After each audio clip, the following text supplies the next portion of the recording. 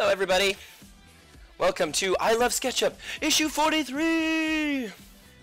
Today I'm going to be working I'm going to spend like a good hour working on a cover page I'm trying to do for my trade paperback to my comic book Blythe. And then afterwards I'm going to take some requests for like an hour. Robert! Hey Robert! How's it going?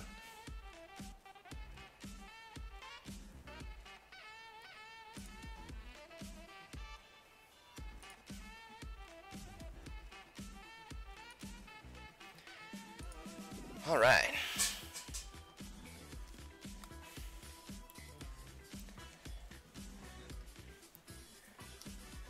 Okay, that's good. Now I'll grab my reference pictures.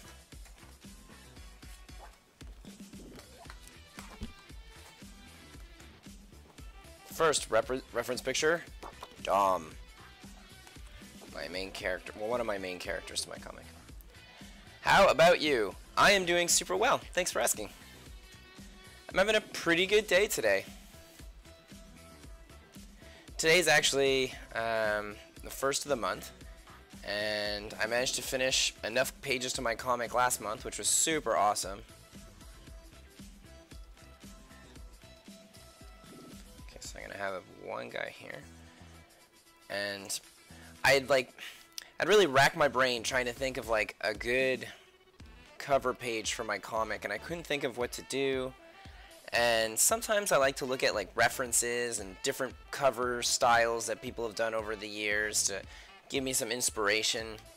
But this time I didn't, because at the time I was out and about, so I wasn't at my home, and I had my sketchbook with me, and I had to wait a couple hours for a class to start for teaching. And so I thought, oh my goodness, I'll bring my sketchbook and I'll try sketching out some ideas for a cover page. And I sketched out maybe like 20 different ideas, and I didn't like any of them. And for the past like few months I've been trying to think of something, hoping something would just come to me, and nothing did.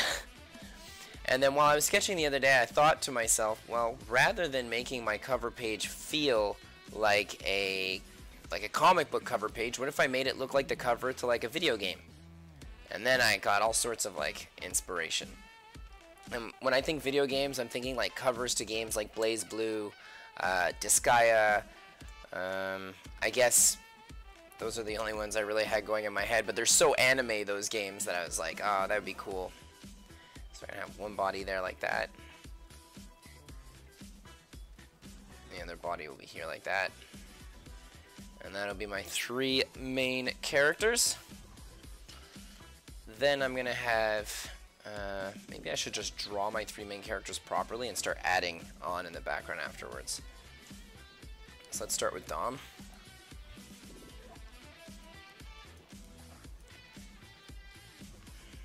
Come on, there we go. I don't know if I want it so high up. Height on my characters doesn't need to be exactly accurate because they can all fly, so some of them could just be floating up to be the same height as Dom. I can have a head like this.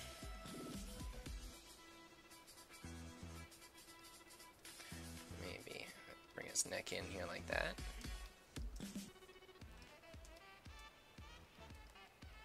One shoulder here, we'll have the other one coming back like that.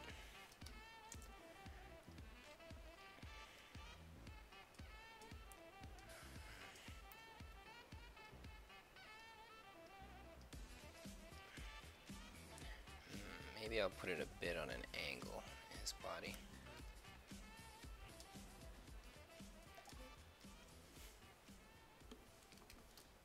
Alright, I'm going to save.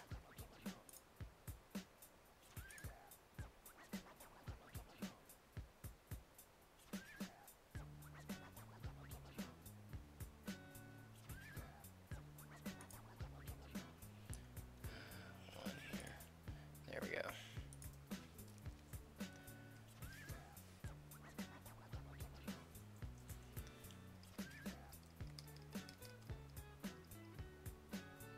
Let's make his neck a little longer, which pretty much brings him back up to the top again. I think I do want his body to be really centered. If it's more facing one character than the other, it's going to give leniency to that character. And considering my comic is kind of, well, it is a romantic comedy, I don't think it would be fair to do that.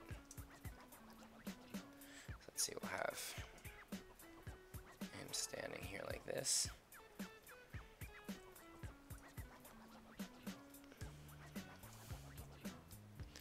Now, I'm not going to see a lot of that. I'm going to end up covering that up with Quilma's wing, but let's just bring it in anyway.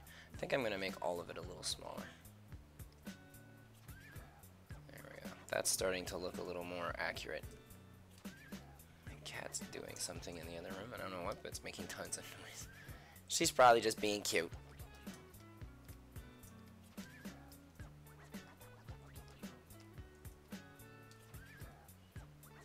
Alright, so Quill's gonna be about here.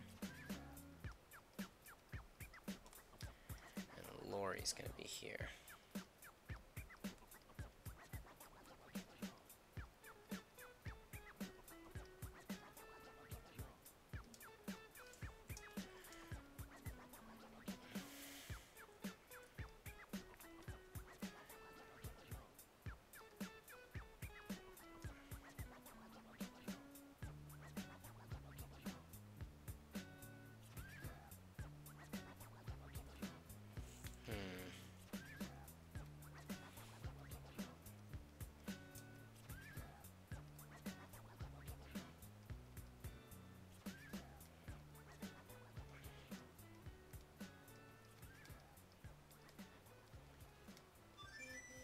Oh, sorry about that. I still have my sound effects on my phone. I'm gonna turn the sound off. Come on. There we go. Alright. I'm not 100% sold on my Dom's position. Like, I like how Lori is kind of grabbing his arm.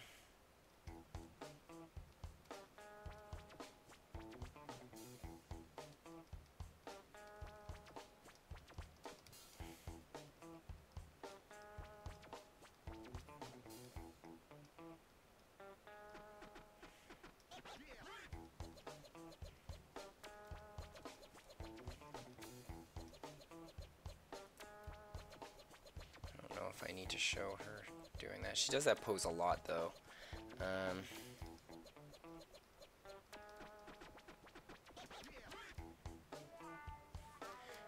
maybe I'll just have Dom's arm coming in like that. So it's that, and let's have him with his hand on his hip, and then she'll have one arm here. Like, I did my super rough sketch, but it's still a really rough sketch, and I'm not like 100% sold on it.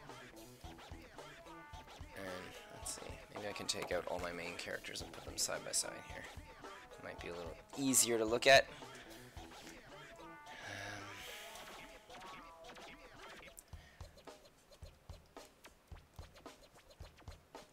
Quill's gonna be like all smiles, and she'll be all droopy on him. And I want like an arm around his neck.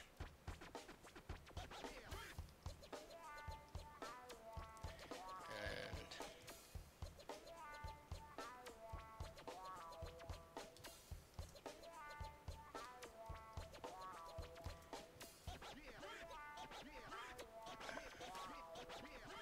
oh, and then she has this arm wrapped around here too.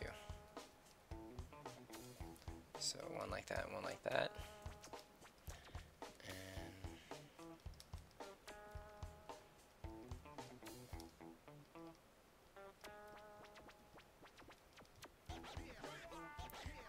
Leg like this, so it practically looks like she's all over him, because she kind of does that. And her wing, I'm going to make it come up like this a little, and then maybe I can bring it all the way in like this.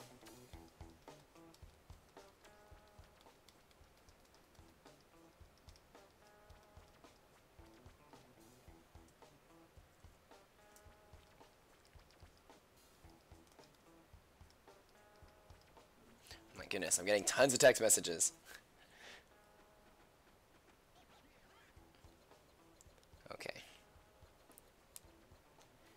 Sorry about this. Just if ever I like Fridays. Like I like live streaming on Friday because I only have things planned in the afternoon. Well, normally it's like the night with my friends. We end up playing Dungeons and Dragons, and okay,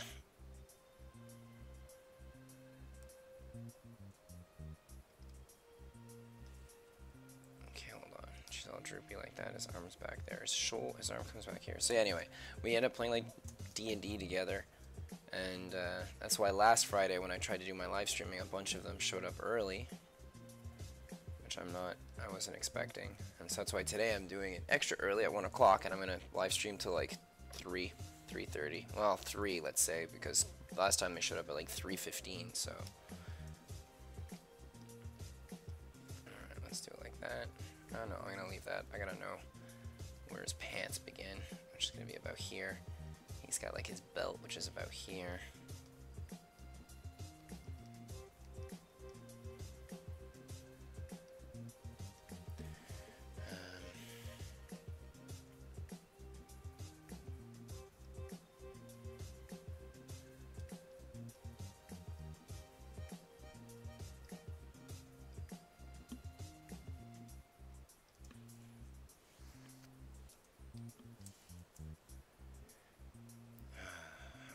Put this guy's arm.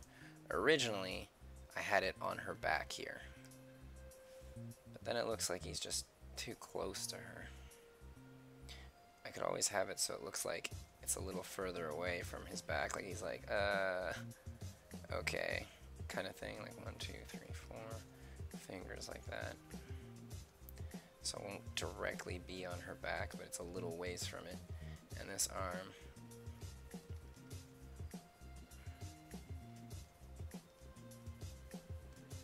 kind of do the same thing with, rather than putting it on his waist.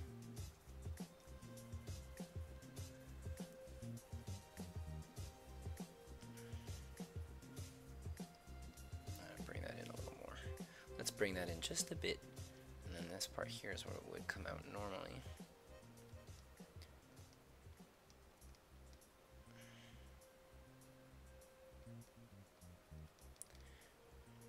His hand like that.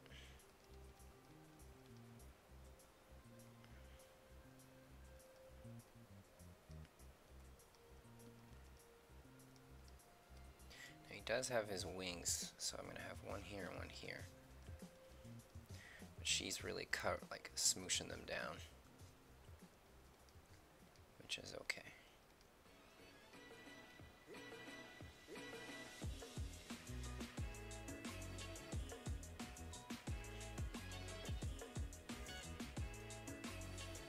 Once I have like my general position of this super rough sketch, I'm gonna go over it with another rough sketch. I don't usually do that, like, not anymore anyway. Like when I'm doing rough sketches on my live streams, I do that, but it's normally I'll do one rough sketch and then I'll do a sketch and then afterwards I'll immediately jump on my line art.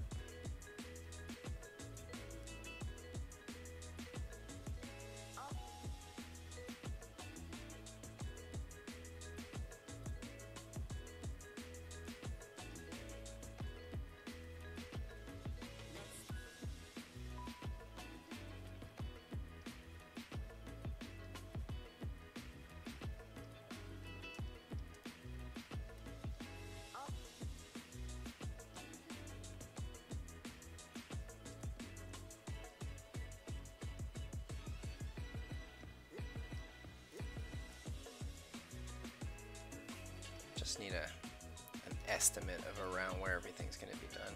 Her face is pretty round, so let's bring it in a little more.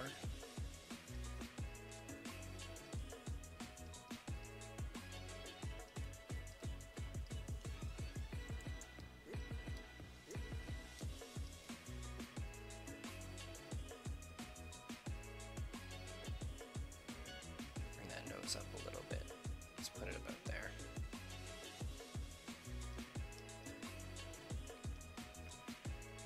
I haven't drawn Quill in a long time. The current issue that I'm doing to my comic, she's like in it at the beginning a little and at the end, and the issue before you only see her a little at the beginning and at the end again, so it's really focused more on Lori, and that has a lot to do with the fact that Lori doesn't get any airtime in like the first 2 issues, and then you see her a little bit in the 3rd one, and she comes off as kind of a mean individual. So there's no way that anybody can get attached to a character like that. So the past 2 comics have really been about her. Well, like my last comic, yeah, and the one I'm working on now, it's not completely about her, but it is. Like, it's her and Dom.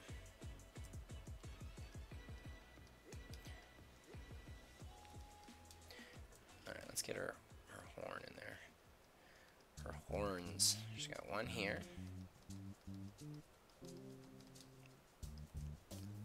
And one here. Okay, bring that one up a little.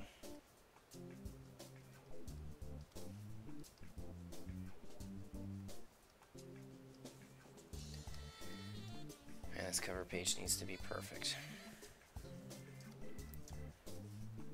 No stress. And I'm just doing a rough sketch right now. I don't normally like doing these kind of sketches while I'm live streaming because I have to be really focused, and it requires like just a lot of focus. Like, I can't even think of my thesaurus in my brain isn't working right now.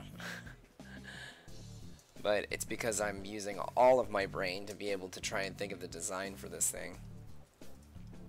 So it's hard to like talk, you know, and really get in there.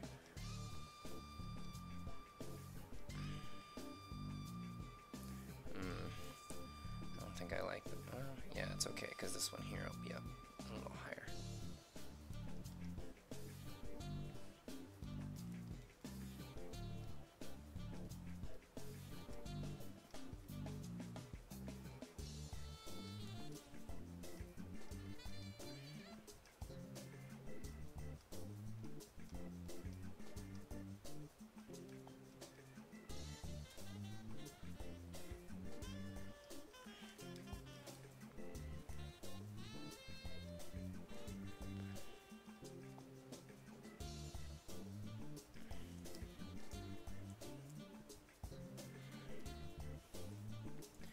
I don't like where her head is placed. It gives her too much of a neck. I'd rather have her pushing her face a little closer to Dom like that. And some of his fur, well, his fur, his wings, like that.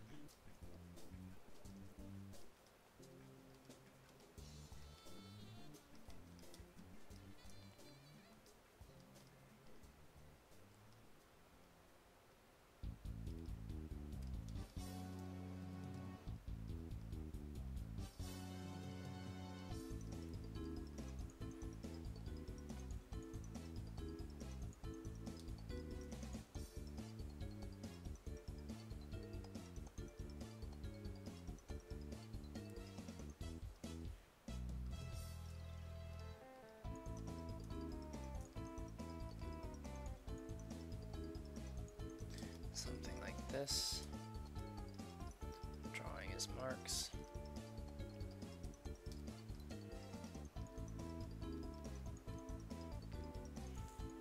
I think her eyes are a little high. Just gonna bring them down just a bit. There we go.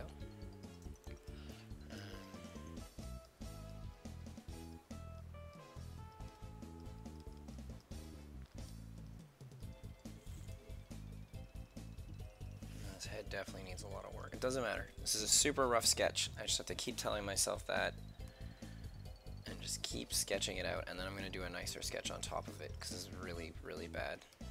I don't even see what's going on for half of it. I'm just redoing the sketch that I had done basically in pencil before, so...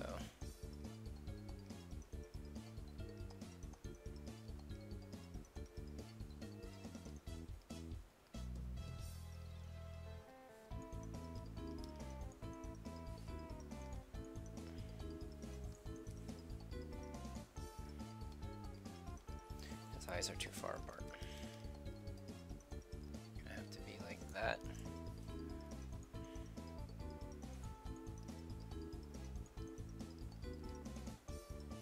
hair is big, but his head's not necessarily that big.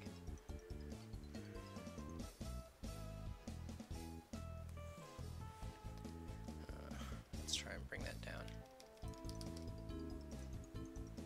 Just a little like that, I guess. So his neck doesn't seem too long. Looking good. Thanks, Robert.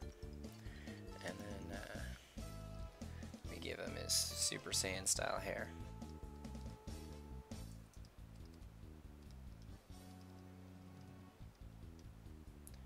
That's a little much.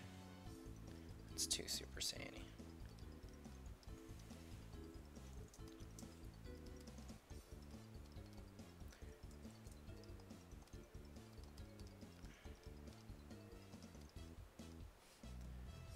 There we go. About that.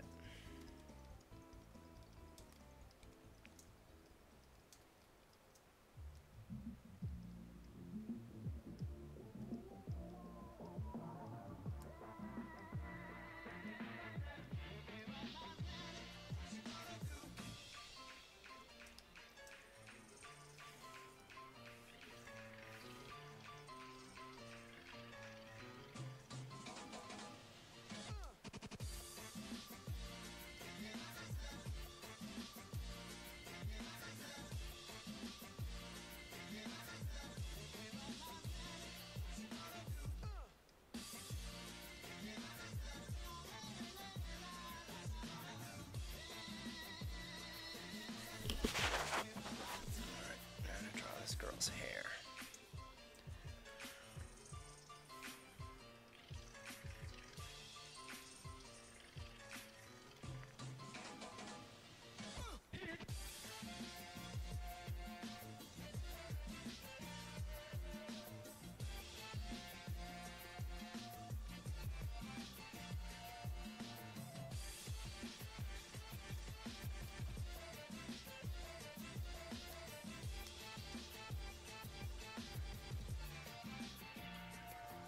Something like this.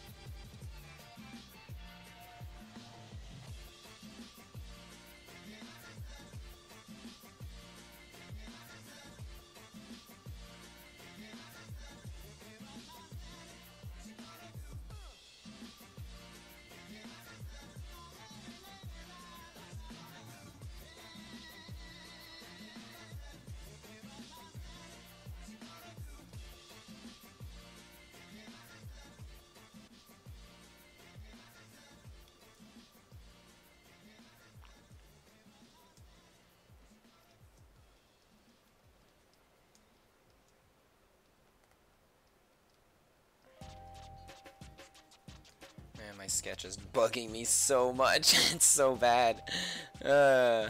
Okay. I can definitely do better than this. I swear it. It's just not right now. I'm having one of those days. One of those rough drawing days. Okay, so ear here, ears there. Just gonna have our hard drive here.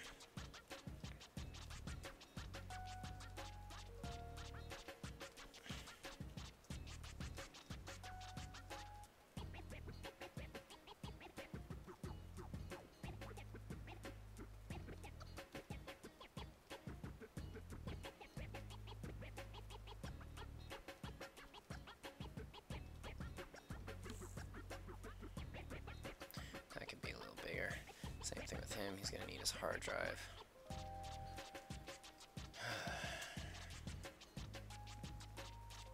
Let's do Kuoma's hair.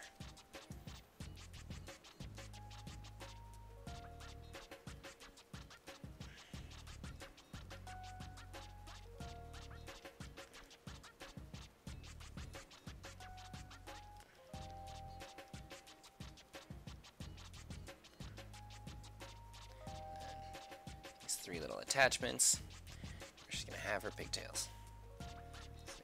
This one is gonna be about big like that. Next one there, and then the third one back there. She's very, very thick, voluminous hair. One would say it's almost inhumanly thick. 'Cause she's not a human.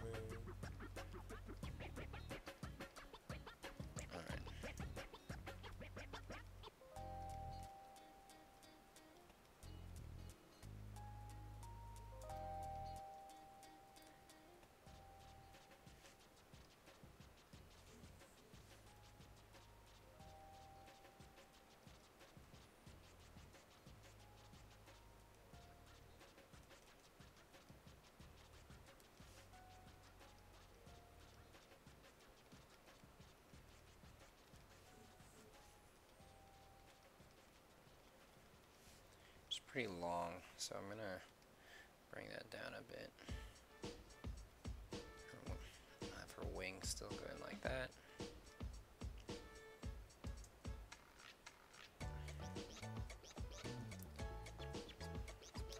I think I'm gonna go over this sketch again. I'm not particularly fond of her hair that does that.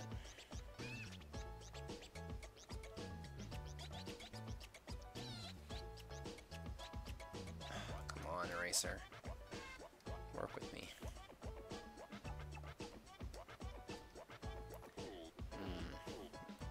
How did I didn't even have the break over there.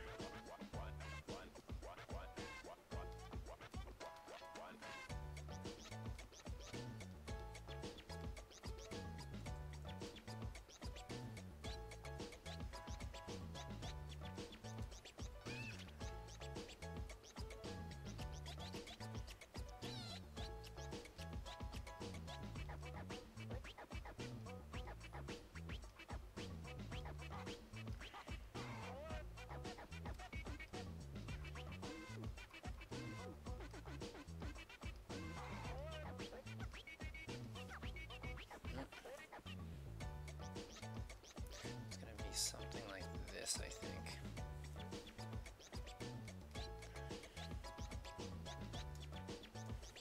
Let's make it a little smaller. Actually, I really like that size. I don't want to make it too small. These are the characters like on the front. If anything, I'll bring it up a bit. Like that.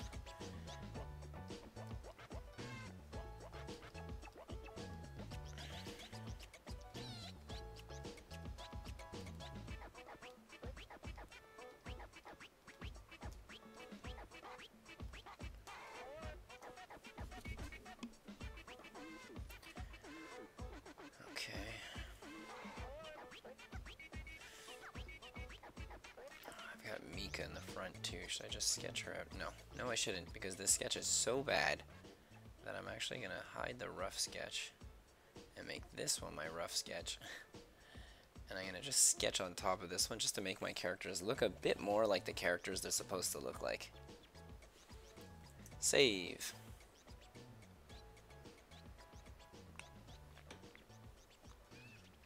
Now, let's just use a bit of a bigger brush. That might be my... Whoa, that's way too big. Guess the smaller brush I was using was perfect.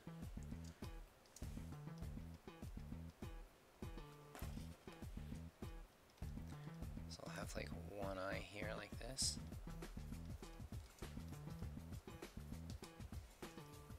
Maybe I could just go straight ahead with the inking on this.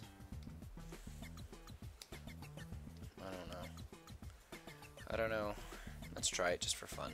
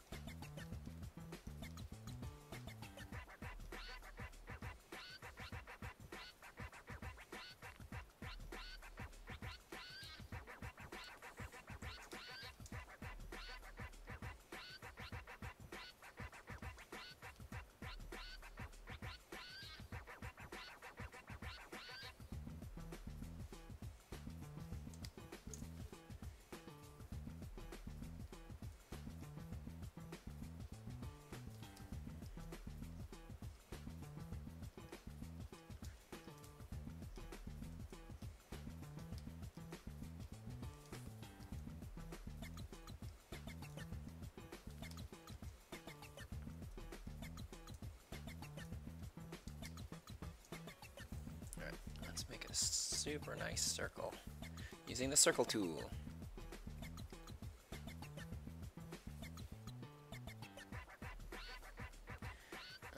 Yeah, we can do that. Excuse me. 4 is a little big. Let's put it down to like 3. That's nicer.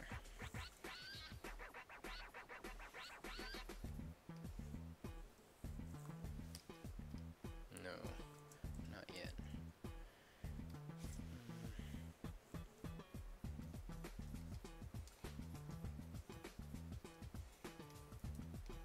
I'm gonna draw like half his face. I'm gonna try and like copy it over. He's like the only guy in all my sketch that's face is straight on. So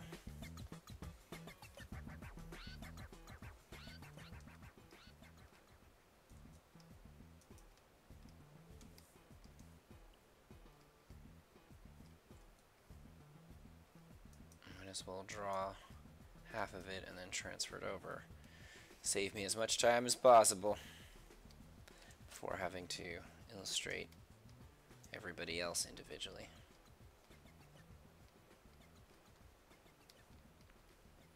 Not going to see his ear on the other side, but his horn, or his horns will be there.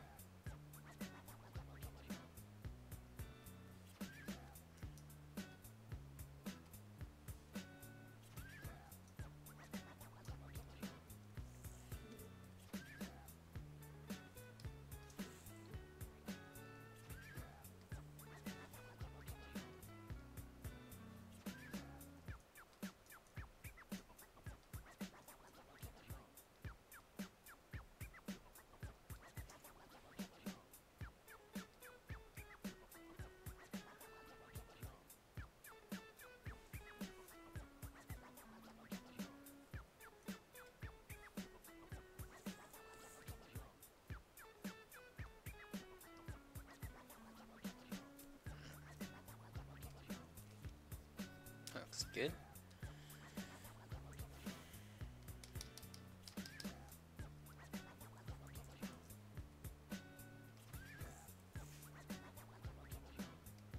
Eek. That's definitely going to require some major fixing. Even the eyebrows. It's funny that once I copy it over like this, I really don't like the drawing. Maybe I do have to do a nicer sketch.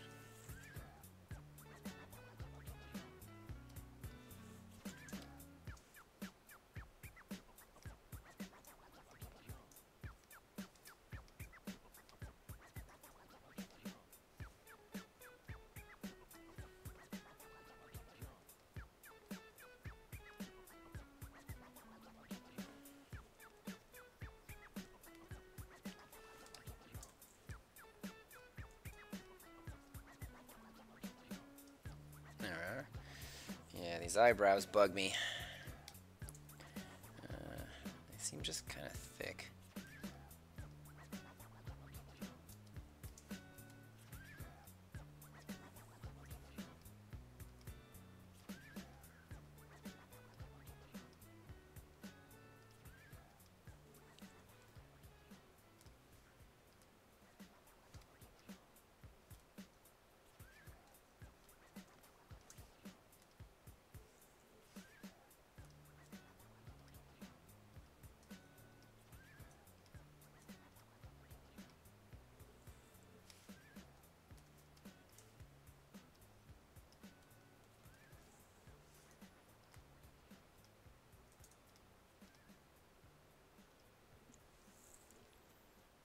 There we go, that looks good.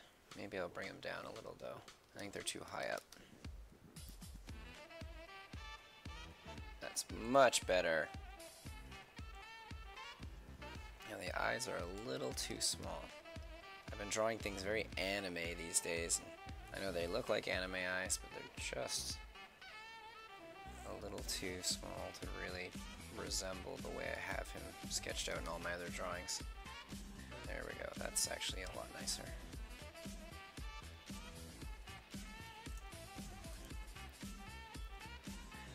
Nice.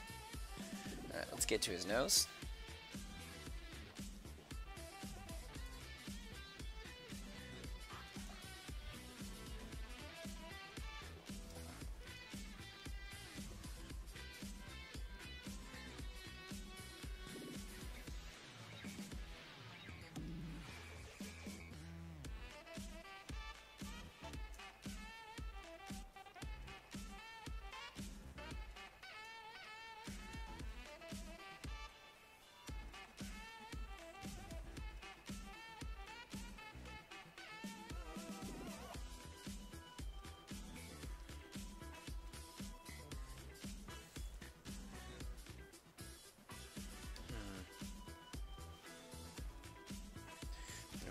Just a little more like that.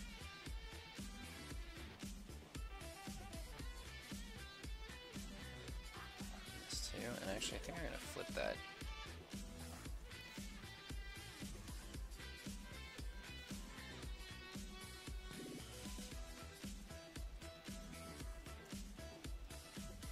That's nicer. Alright, looking good. Get his hair up in there. It's funny, I really didn't think I'd be doing my line art to this so quickly. Thought I would just constantly be redoing that sketch till I got it the way I wanted, but I don't know, it's turning out the way I want it to. So sketch is really just like a guide, and I have so much I have to do that cutting corners whenever I can like this really helps.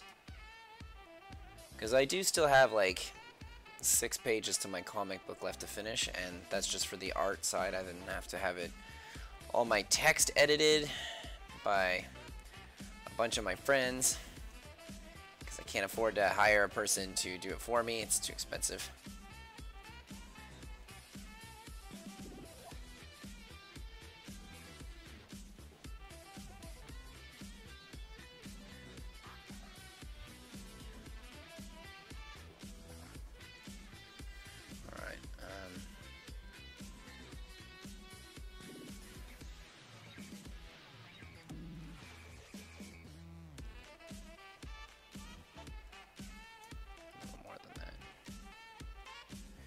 A little more than that. There we go. Angels or demons? I'll take both kinds.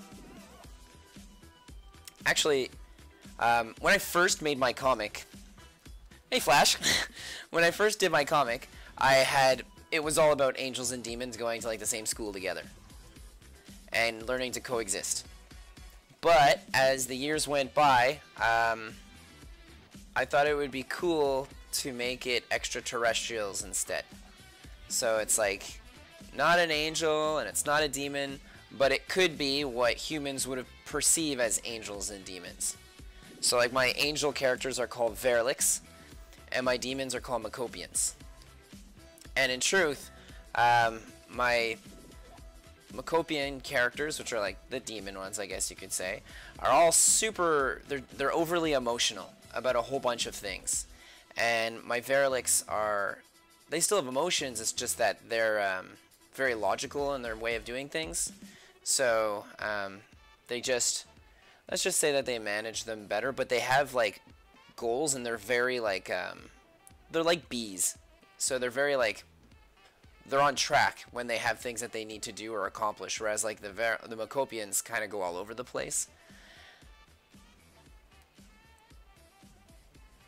And if you were to run into like a Macopian or a Verlic, let's say, in real life, like, oh no, you ran into these characters, you would definitely rather run into a Macopian, because they're pretty friendly for the most part. And Verlics are not. Like, Verlic, I mean, if they've never seen you before, they'll probably, you know, take you and then dissect you and find out what makes you work and tick. And then if they see you again anytime after that, they're just going to ignore you. They don't care. Let's see.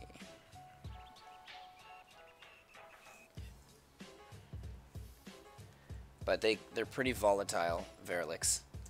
And Macopians can be too. Like I said, they're super emotional. So when they're like, when they're excited about something, it's like super, super excited. When they're angry, they're super, super angry. And like when they're passionate, they're super passionate about something. So it can be very difficult to deal with. But it's, for the most part, if you meet one and they're in a good mood, you're not going to have any problem. Also, all my characters are incredibly tall. Like, they live outside the boundaries of time and space. And so they're all like, I mean, like, this character I'm drawing right now is about 7 feet. He's like 7.5, sorry, not 7 feet. He's about 7.5 meters. Like, that's giant. They're all giant. But when everyone's giant, no one's a giant. That's right. I just said that.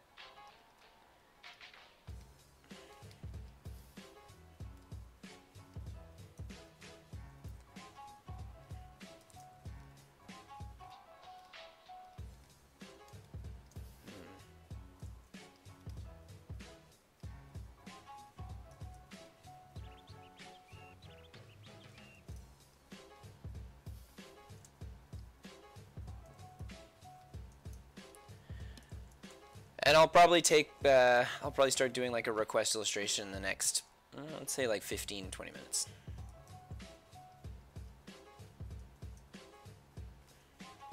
What time is it? Yeah, 20 minutes.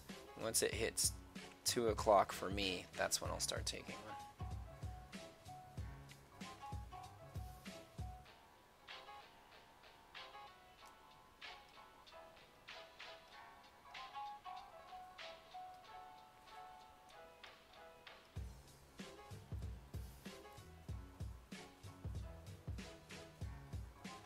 Against all logical reasoning, a movie based on the Viewmaster toy is in production somehow. Alright, I gotta find out what the Viewmaster toy is. Let me check it out.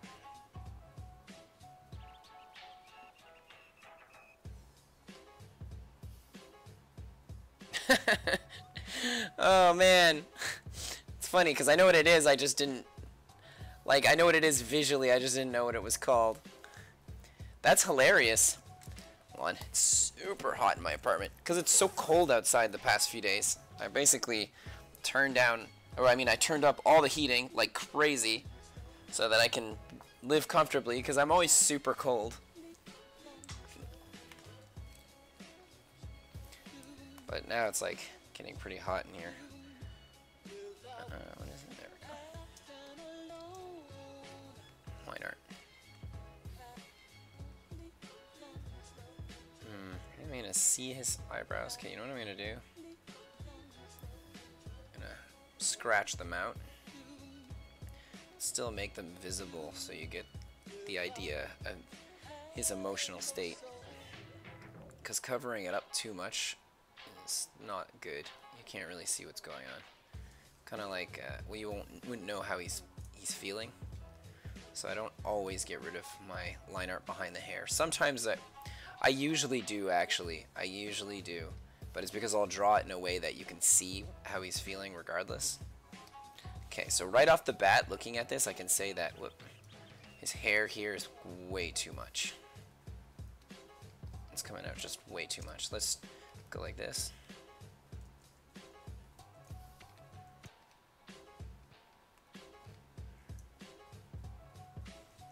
I'm gonna erase this right here. There we are. The Viewmaster. Viewmaster the movie. Viewmasters of the universe.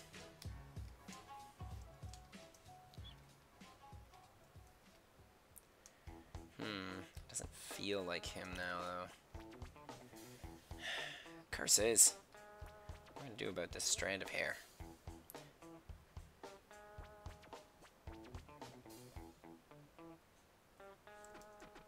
Oh, sorry, I'm gonna sneeze.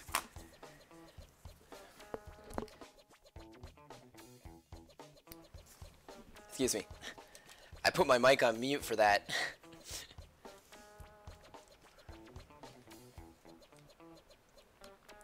My idea about the movie is that it's a magical VM where images on the photo reel, you in actual, like they actually take you there. It's also a live action. Yeah, I could see that.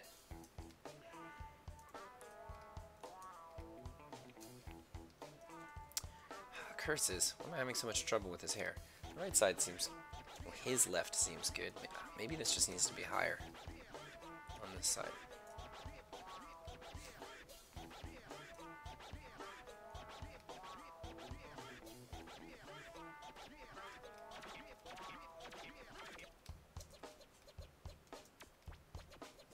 It's funny, that's all it took. Alright, let's bring that in like that. And he's gonna have strands of hair that pop up around the horns. I gave him horns like a cow. I like cows.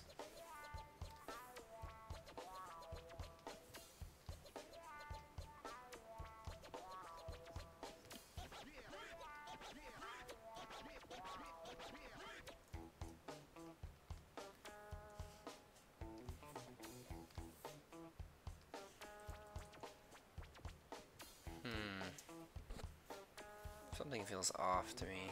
Let's get rid of this.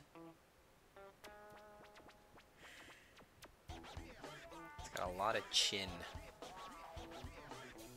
Can I maybe grab this?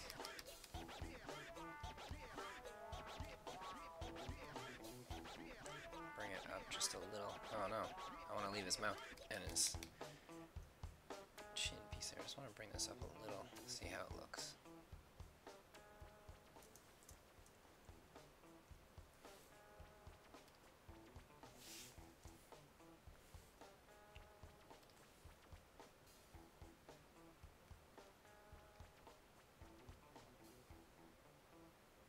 That's good.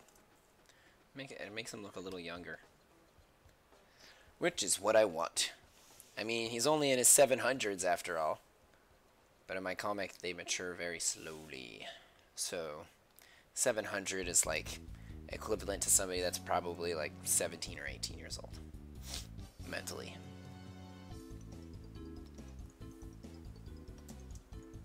Let's say 18 years old, so that way it makes some of my sexual innuendos in my comic legal. Hey kitty, you're so cute. Look at you wanting attention. What did you think about the recent Pokemon Direct? Oh man, I am in. I am so in. The game looks sweet. I can't wait for that new Pokemon game. I've been waiting for a Pokemon console game for years. For years. I actually, I bred a shiny female Ralts with a hidden ability, and it has 5 perfect IVs, and the 6th one is almost perfect. It's close enough, like it's 27 out of 31, so, or no, 28 out of 31, so that's fine by me, and I worked real hard making that Pokemon about 7 years ago, in Pokemon X and Y, so in X specifically, and I remember when I made it, I decided that I was going to keep it as a baby Ralts, and give it, like, I was gonna use it in the first console game that they came out with. And I remember a bunch of my friends being like, "You're dreaming, Eric. That's never gonna happen. Pokemon would never make such a foolish move as that." And now, look who's laughing. Me! Oh yeah, my... how lucky. Yeah, my Ralts, I worked really, like, I mentally prepared myself to do the long, shiny... Oh yeah, it's a shiny. I had mentally made, like, the preparations in my head to make this shiny Galdervois, and I was like, okay, I'm ready. I'm ready for hatching like 8 million eggs to be able to get this thing and have the perfect hidden ability, and it has an egg move, and it also needed to be in a specific type of Pokeball. Like, everything was so specific, and I was like, I'm gonna do it. I'm gonna put in all that work, and I'll do it on the bus rides to places, and if I'm sitting around watching TV, I'm gonna watch TV while doing that. And on my 70th egg, I got it, and I got it by luck. Like, I hadn't even finished breeding for the perfect 6 IV and 6 IV Pokemon. I had like a 3 IV and a 4 IV of the other type. So the fact that I got what I had gotten, which was almost all perfect, was so lucky. Oh my goodness. And before that, I had bred about 4,000 Froakies to get a shiny one, and I kept getting that stupid Torrent ability, and I wanted Protein so bad as its hidden ability, or, well, its ability so it could absorb water, and I didn't get it, or not absorbing water. Anyway, whatever. Like, I wanted Protein, and I just couldn't get it with the Froakie, so I gave up, and I went after my Galdervois, and so when I got it, you know the rest of the story. It was pretty exciting. And I've kept it ever since then. I even almost used it in Pokemon Sun and Moon. I remember when Sun and Moon came out, I sat down, I was ready to play Sun and Moon, and I had the game, and I was going to put it away for like a month or two until they announced the bank was going to be out for it. And I instead decided against using routes in that Pokemon game and just started playing the game anyway. And I'm kind of happy I did, because Sun and Moon was lackluster for me. I don't dislike Sun and Moon. I had fun playing it. It's just that I really loved X and Y, and I'm glad that I managed to save it for when they come out with this console version.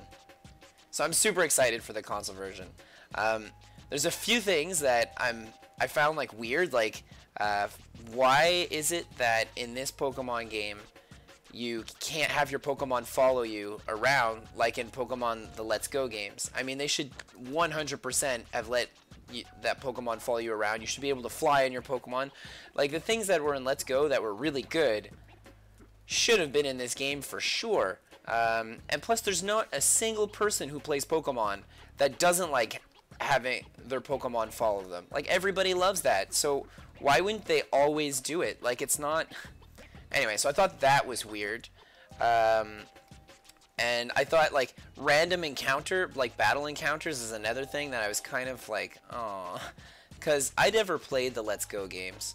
I like the breeding and the challenges that you get in the core games to Pokemon. Oh, for all of you that don't know Pokemon Super so well, I'm sorry, I'm like going on a huge Poke rant right about now.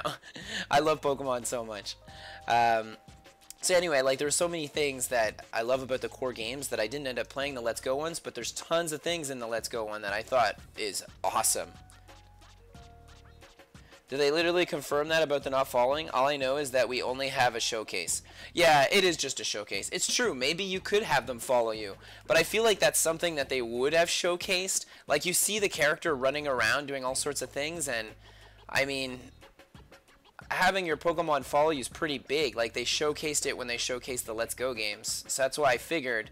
But you know what? It's true. Maybe they'll surprise everybody, and they'll be like, surprise, all the good things from Pokemon Let's Go we put into this. Because I would love that so much. Another thing is the random counters. Oh yeah, catching the Pokemon. In the Let's Go game, you don't actually like attack them and catch them, right? So you just have like your Pokeball and you have to throw it properly. I would love if they made it so you actually had to play it like the regular Pokemon game where you can paralyze and you have to fight against your opposing Pokemon. But when you're done, when you throw the Pokeball, you don't just click a button. I'd like it if you could click a button, but you could also use the throw option to try and like catch it better. Like, oh my gosh, that would be so cool. So I think that they should do that for sure. I think they should have the throwing option and fuse it with the actual like weakening and battling system of catching a Pokemon. Like, that would just be awesome. Like, the trick is they should just take the best of everything and try and like fuse it all together to make their game. I don't know why they wouldn't do that. Hey, look, I'm taking God for a walk. Yeah, that would be super sweet.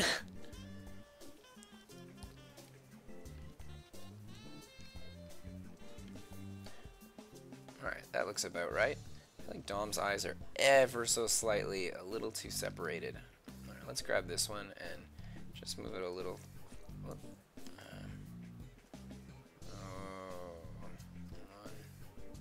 Yeah, let's. Oh, sweet. It's actually completely behind the hair. That works. Bring it ever so closer. Same with this one. Just a little. Alright, let me get rid of the sketch so I can get a good idea of where all his parts are. Oh yeah, see, now it's starting to look like it's too close. I knew it was going to be something like that. Let me hide the sketch again. Just a little bit works. And this nose.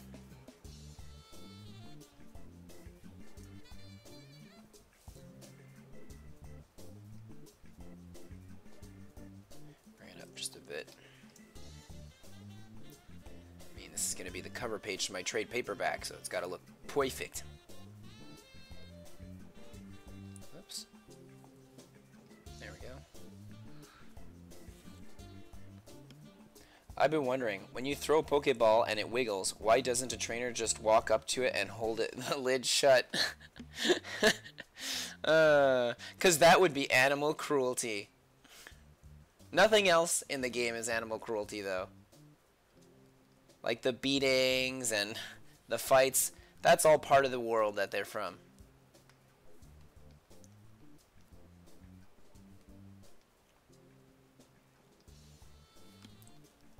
I just love the anticipation when it's wiggling around too. How many times have you played Pokemon where it's like wiggling a bit and you're like, come on, shiny Mewtwo, get in there. Yes! For the most part, most of my like Pokemon, they're all legit. I do have a couple of hacked ones from back when I was younger, and I have so many real shiny ones that I don't know. Like all my favorite ones I put in the work for. And then every now and then, like, I don't know, what I suggest too is, especially for like fake Pokemon, something you can always do that's, I guess it's less frowned upon, is if you get yourself a Japanese 6IV Ditto. It doesn't need to be shiny. Just get a Japanese 6IV Ditto and then actually start breeding for the Pokemon you want with that Ditto. That way there's more chances you'll get a shiny one because it's Japanese and it's 6IV and it'll have the nature you want, so it's just a lot easier. When I was younger, I had a friend that lived in Japan and he had a Japanese 6IV Ditto and I had like a North American one, so we ended up trading them like that. So that's how I got mine, and I have an adamant and a timid one.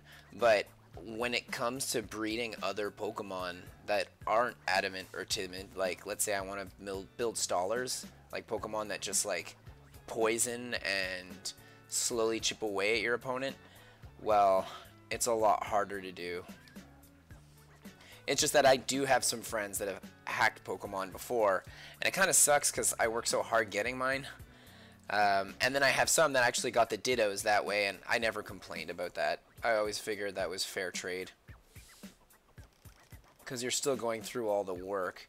It's just not everybody that has access to a sweet friend that lives in Japan to be able to hook you up with that Ditto.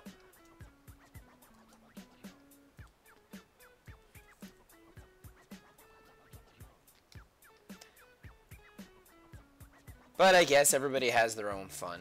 At the end of the day, I guess you do what you want to do. Alright, this is looking alright. Let's see about that sketch here. He's got his ear out. The other ear, we won't see it because Quilma's pushing up against it. So, let's put one ear here and bring it in like that. I think that's a little high. Let me just bring it down a bit. That looks about right. All my characters have like elf-like ears in my comic.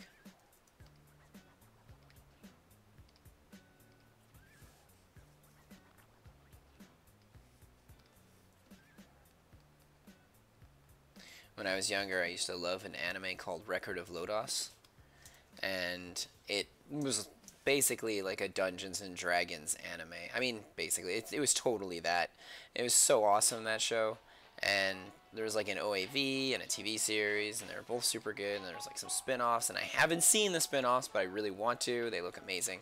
I'll probably get around to seeing them soon enough. Like, I'm watching so many cartoons these days while I draw, so it's like, that's on my list. And I'm going to be doing so much drawing over the course of the next 2 weeks.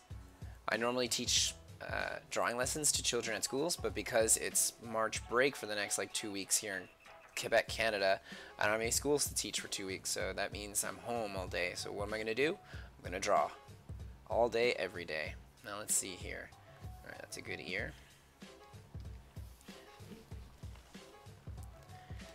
And so I'll probably manage to get through more of Record of Lodos. And in any case, in Record of Lodos, the elves in that had like really long ears. Like longer than the ones I'm drawing on my characters now. And I always thought it was really pretty. Alright, so let's see here. This is where it's going to get tough because these three are really all over this guy. I'm going to have one shoulder like that, and the other one's going to come out like this.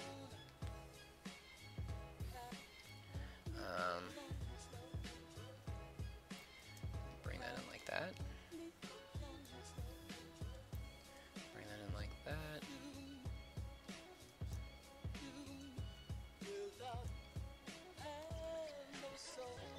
Drawing characters drooping all over one another is sure is something.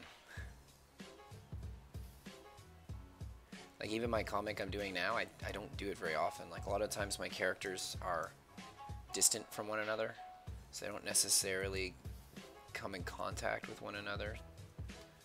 But I do like, I don't know, I mean, it's not like it's something I can't draw. It's just something I don't normally draw.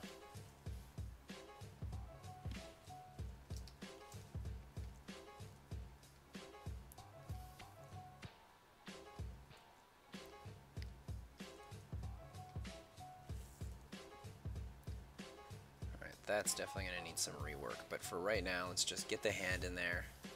So let's see. This I'm going to have to rework my sketch for sure. I want to have his hand's going to be coming up like this.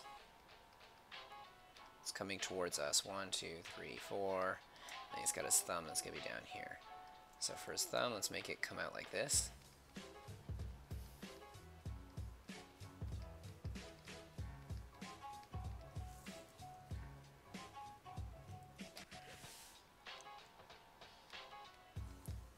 One finger here, the other one's going to be like going back here like this, and then the other one I'll make it come in even more, and then the last one's just going to cut down like that.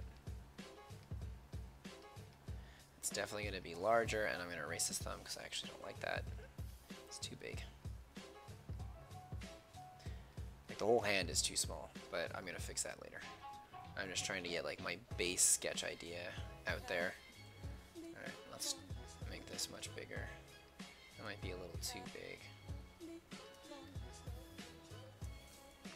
Let's see how this guy's looking. Oh, that looks good like that. Now I can lower this down.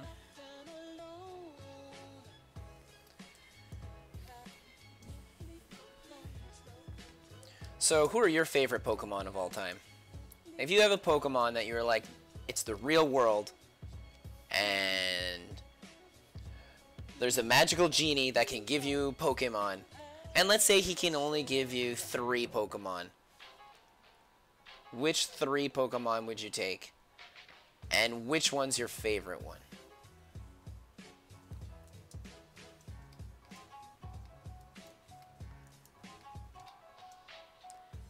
And only 3. No more than that. He's a genie. He only grants 3 wishes. 3 Poke wishes. And for specifically only 3 Pokemon.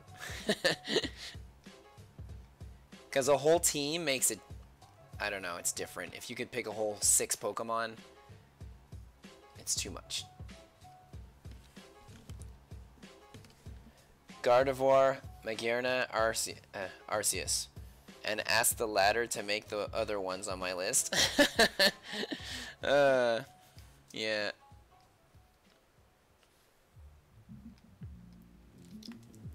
I don't remember who Magearna is. I'm gonna look it up.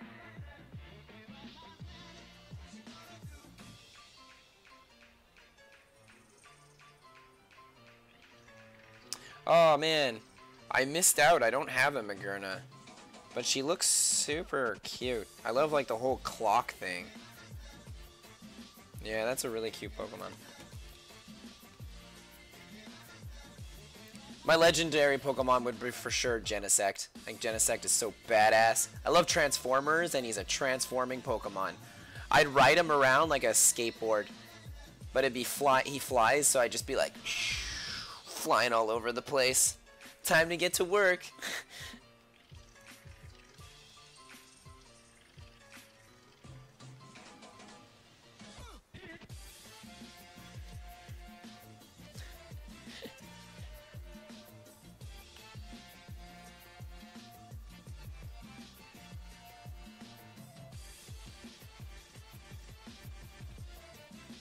It's available for about forever. The problem is I only have Pokemon Sun and Moon. I don't have like Ultra Sun or Ultra Moon. That's why I've been missing out on a lot of like Pokemon from that recently.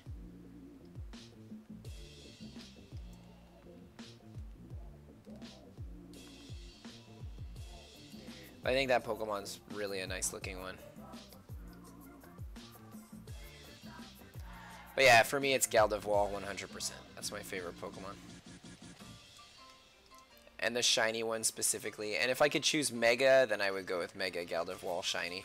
She just looks super evil, and with the black dress and everything, and I just like characters that look evil. Really? Sun and Moon can still get Magearna? Okay, well, I'll end up going online to check it out after my live streaming today.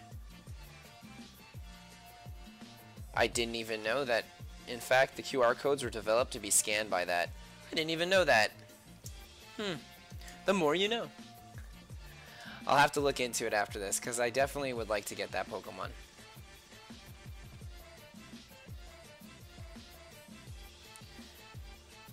Okay, there we go. That's the kind of hand where he's like, I guess. Let's just make it a little bigger.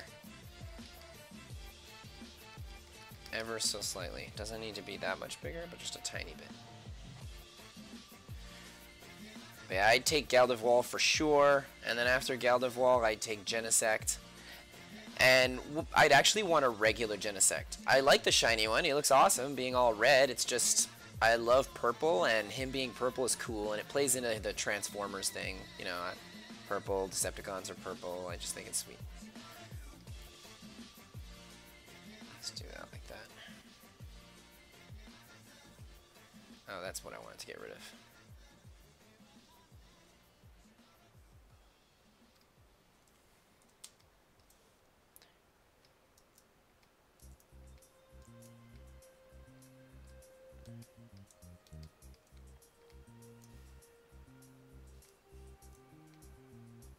And for my third Pokemon, I have a lot of favorites. I'm sorry, I hit my mic.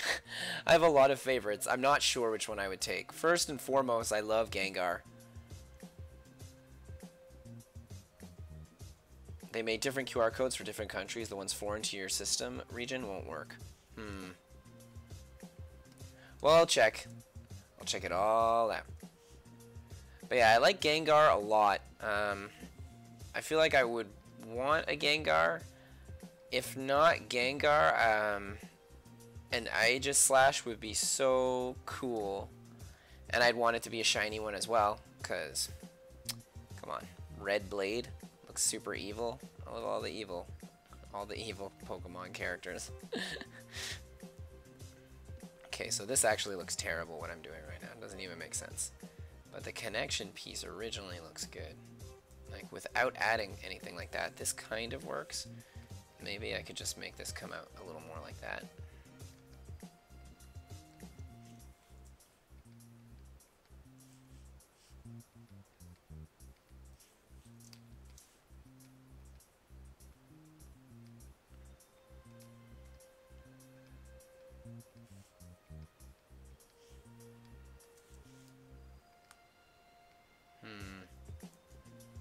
What other Pokemon?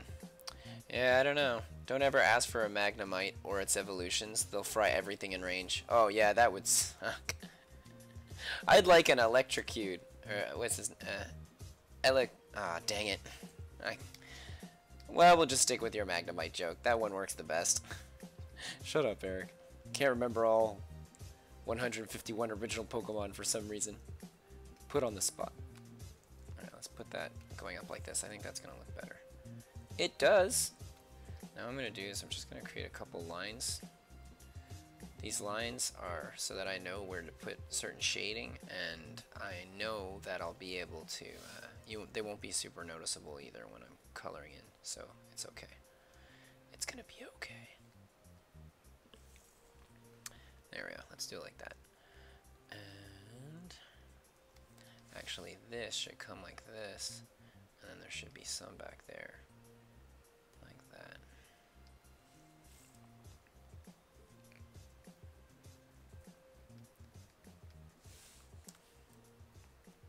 I'd want a Mr. Mime. No, for sure not. I'd be so depressed. Imagine all your friends get all the Pokemon they've ever wanted, and someone gives you a Mr. Mime and a Jinx. Ugh.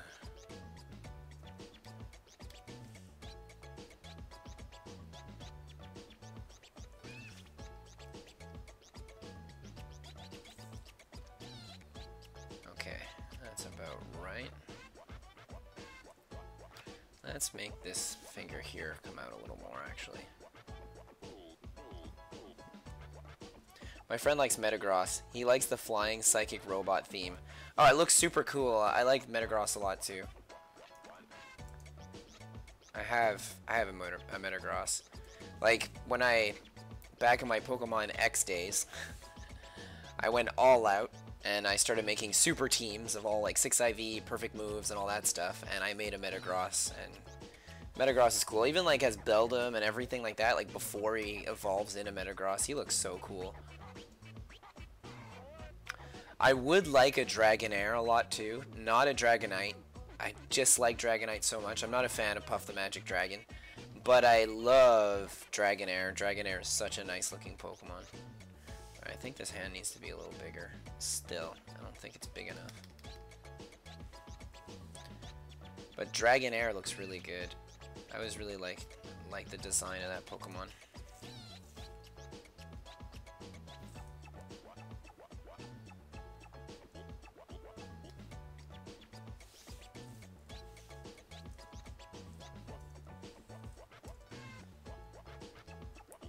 Something's wrong. There we go.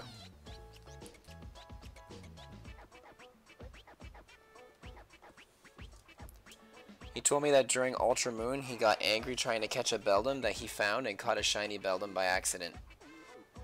Oh man, shiny Beldum? That's sweet. Yes, I love Dragonair. Yeah, Robert, Dragonair is such a nice... It's weird, like it's such an elegant, nice looking Pokemon, and then for it to evolve into a Dragonite is kind of like a slap in the face. It feels like such an insult to the designer who designed Dragonair in the first place.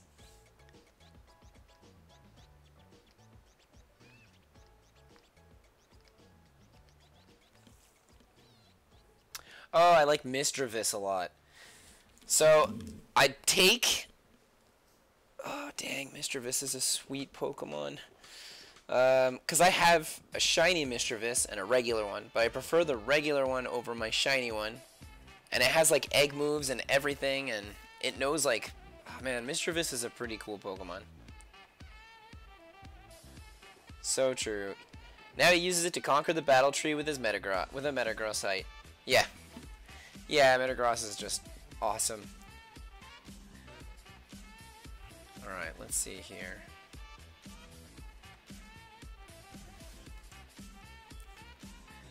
Okay, so I am going to stop drawing this right now. What would you like me to draw today? Please write it down in the comment section. I got about a good 50 minutes, so in 50 minutes I should be able to draw something fun. Let me just hide, we'll save, and then hide this. Mai from Avatar. Alright, let me go get some reference of Mai. Or May, sorry, May.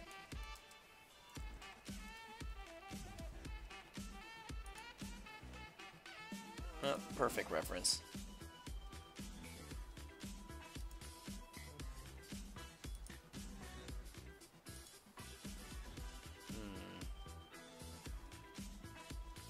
Is that perfect reference? Oh. Well, I know she fights with, like, knives.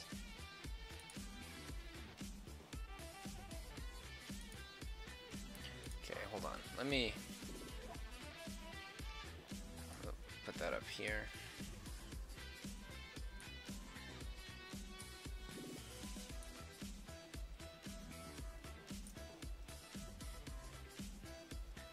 Her arms are incredibly long.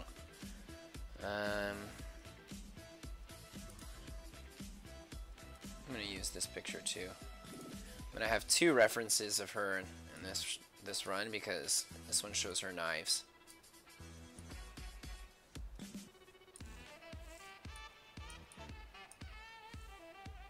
Just circle. There we go. Okay, so we got May from Avatar. Anything else? Flash, is there something that you would like me to draw? Being so into Pokemon these days.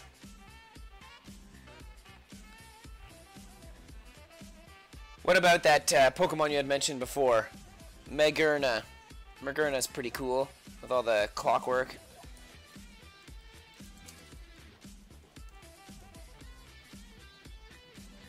Or Magearna. Magearna.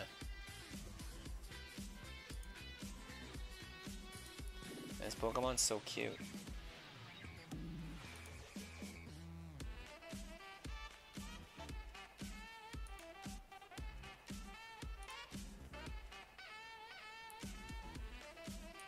Magearna. I mean, I went to get her, but if you have something else that you'd like me to draw, let me know. Because otherwise it's going to be Magearna.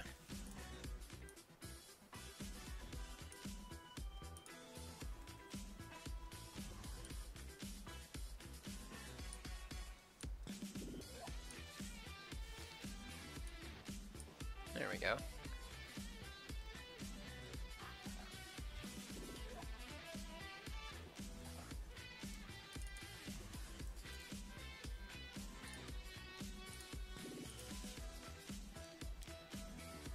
What about Diantha? Oh yeah, Diantha's a pretty one too. Would you prefer Diantha or Magearna? Because I'll do any one, I don't care. I can fuse both of them.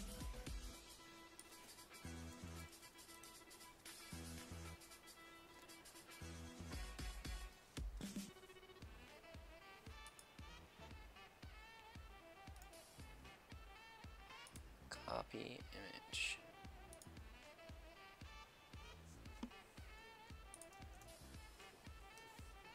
Because Diantha's a trainer.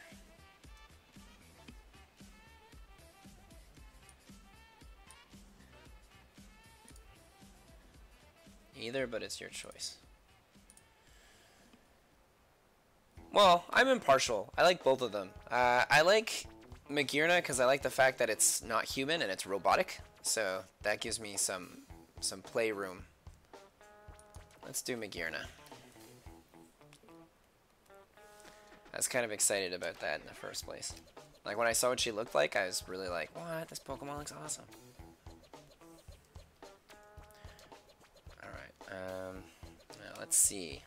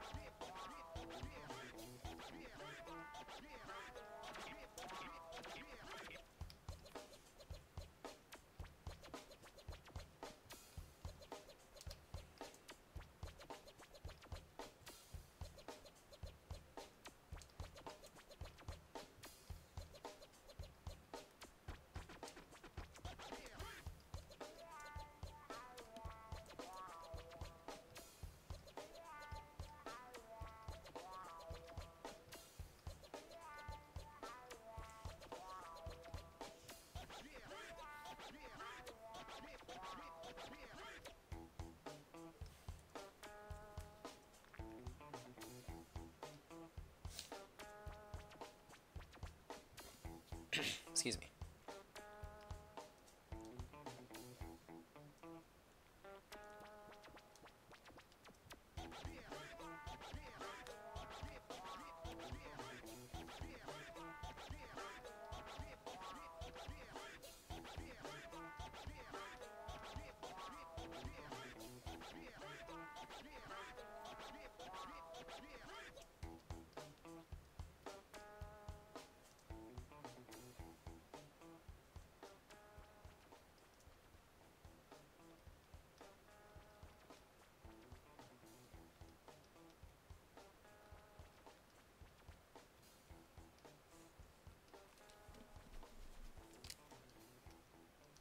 Pretty good at roboticizing things too. It's something I enjoy doing.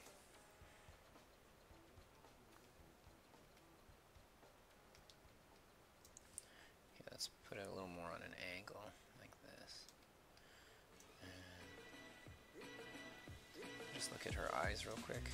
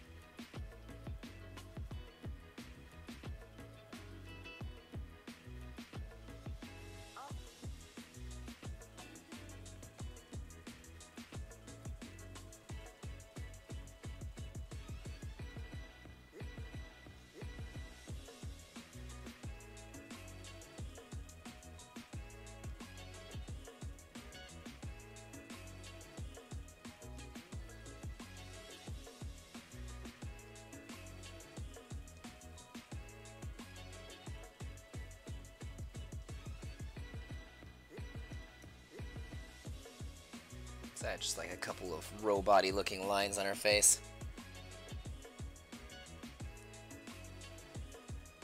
The movie starring Magirna and Magirna. I keep calling Magirna. Magir. Gear is in her name. She got gears all over, and I just can't pronounce it properly. The movie starring Magirna and Volcanion has the latter voiced by Mike Pollock, meaning the Eggman is fighting against a mad scientist. What? That's funny. Oh, Dr. Robotnik. Alright, let's bring this hair piece in like this. Ooh, that'd be cool, actually. Like that. And then actually I'll have like a little circle piece like this, where she'll have like an extra blade coming out here. Let's give her something that resembles like the knife that she has. Actually, I want to keep it straight, this one though. So maybe I can bring this in like that, and then bring that up.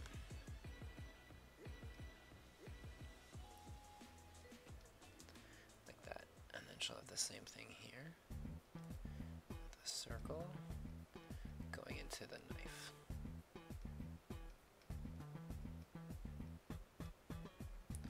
Alright, that's cool.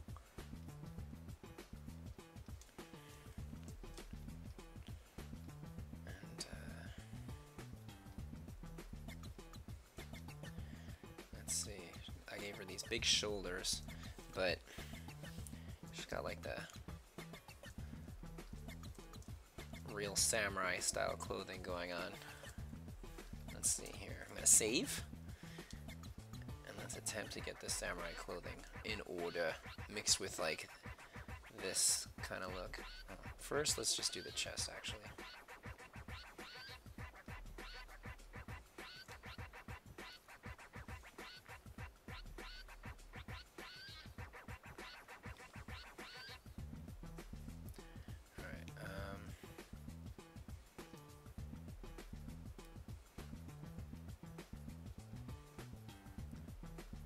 Say that her main chest piece goes in like that.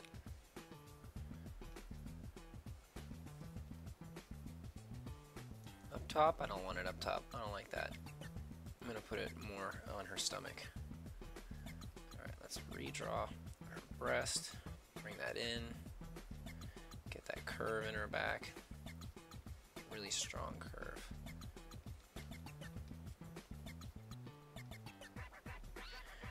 This is where I would like to put her little design she has. This way we can see that it's got some depth to it.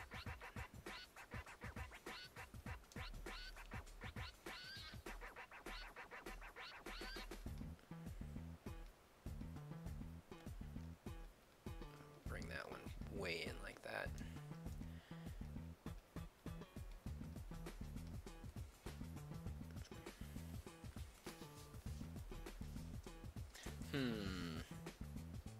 Actually, getting like a change of plans on how I'm going to design her body. Let's think. Like, I like the spikes for hands, so let's really reel this in here.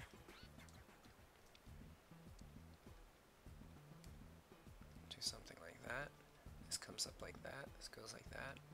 I'll bring these in like that. And then I'll add just a little diamond on this side. Not a long one. Before I had like a long one that I was going to do, and now I'm going to go little. And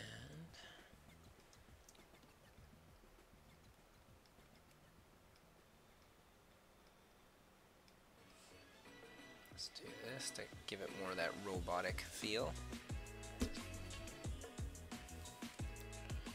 Alright, and then what I want to do is add another little diamond, maybe here like this. Oh, I don't like that. Let's bring that into a spike like that. I think that's going to look better. And then I'll make a piece like this. And this goes like that. So there's nothing actually connecting her body. So it's like always kind of floating. I think that would be cool. It's like the top part of her is separate from the bottom.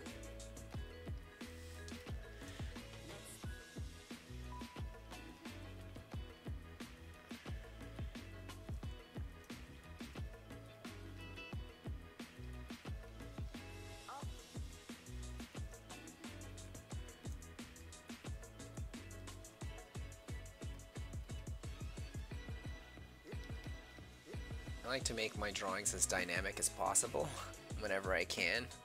So that's what this dress is going to be used for. I'm going to make it pop out. Like that. Let's really make it come out as much as possible. Like a bell. I can't make it pop out as much as I wanted. Actually I can, it's just I'm going to do it in a second.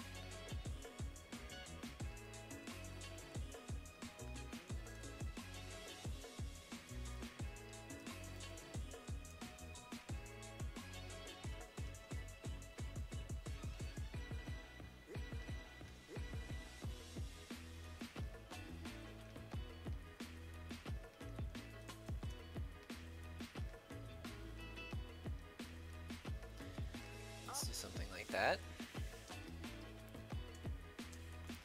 The eyes.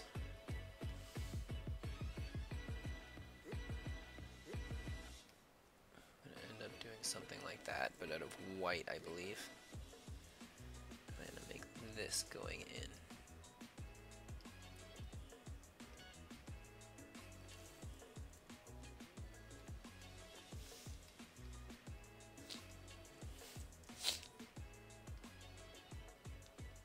This character is really cool.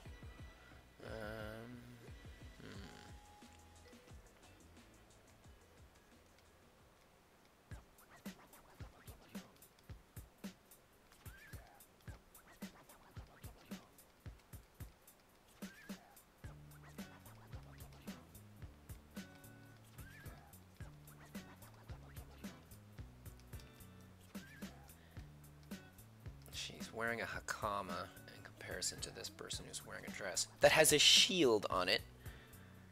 Pokemon shield. Instead of a shield, maybe I'll put a little dagger instead. I think that might look nicer. Let's bring this in like that.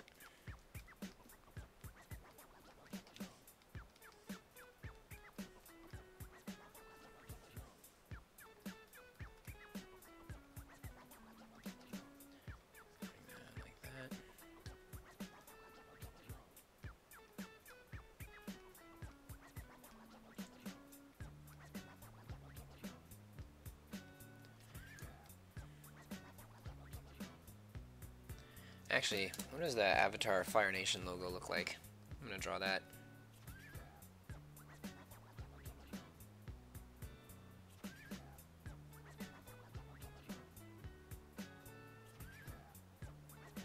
Cool.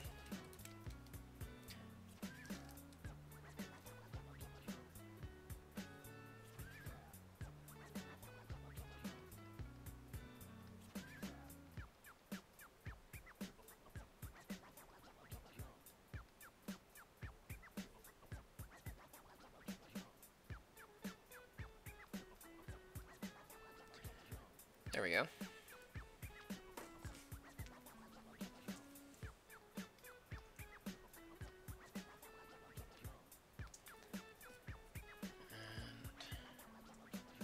And now for the remainder of her dress. I'm gonna make it have like the lines like the hakama has. Oops, let's make this connect like properly, and then I can just do like draw in the lines after.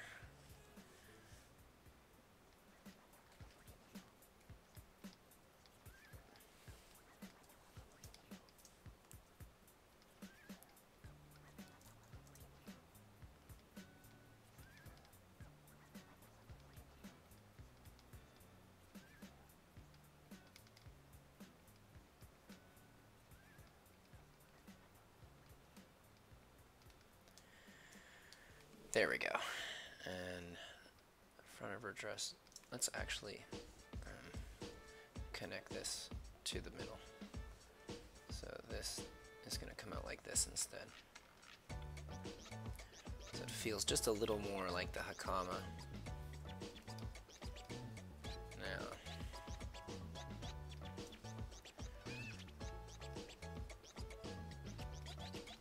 she does have these huge things in the back of her head, so I'm gonna, like almost like bunny ears, so I'm gonna draw them on here, because it seems like it's pretty iconic of this character. I won't make them super big, I'll make them small, but it'll come out the top part of the hair like that. I think it'll look nice. And let's do her arms. So I made these like poofy shoulders, like the Pokemon character seems to have.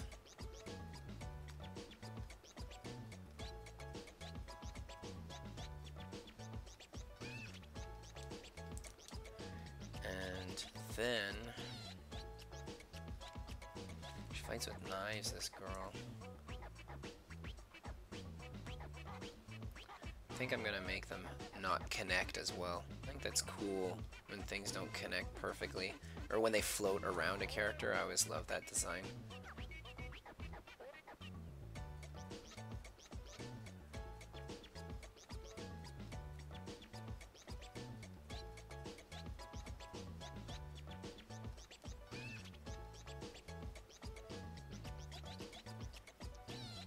Maybe we could do something like that. And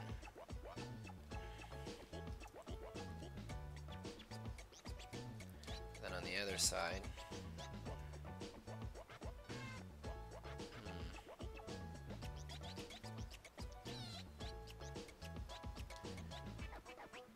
we'll do the same arm.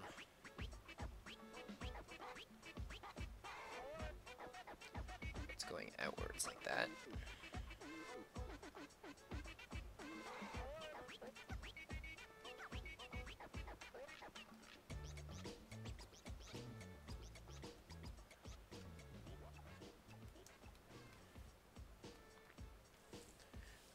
That looks nice, but I want it to actually disappear behind her back a bit. So let's take it and put it like this, I guess. And then I can just erase this part. That's better. And now for her feet.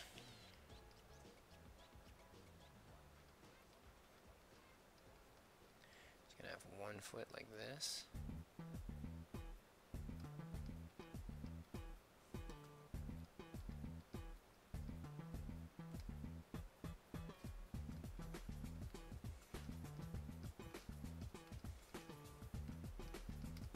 She's got another one that's going to be about there.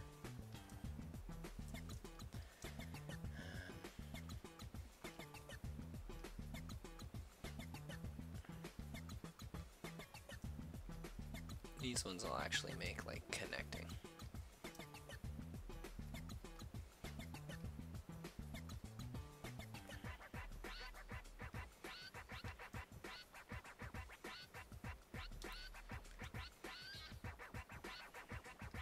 Maybe I'll add like a little extra blade looking thing here, and that won't connect, it'll float, so it plays off of the floating thing. Ooh, move it like this, so it looks like she walks on high heels.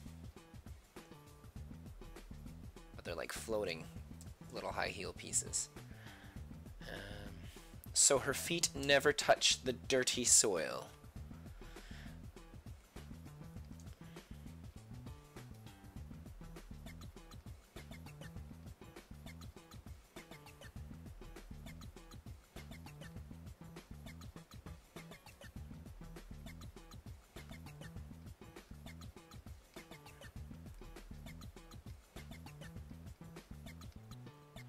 There we are.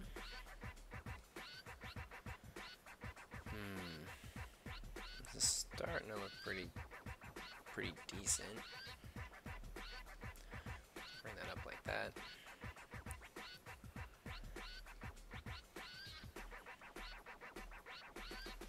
I know what I want to do.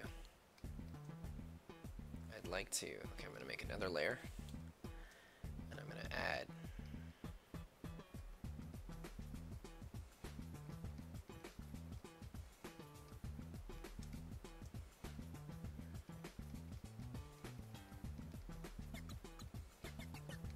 like floating daggers around the bottom part of her body. Just lower the opacity on this so I see what I'm doing with those daggers.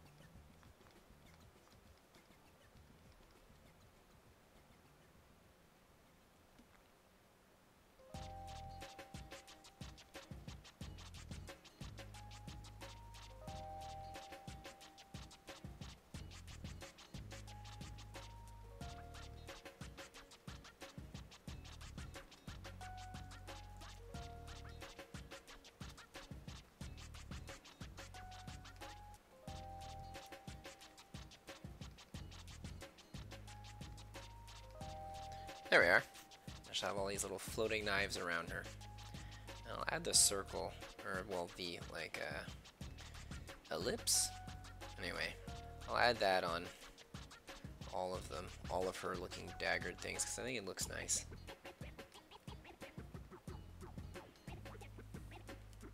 Okay, now I grab this.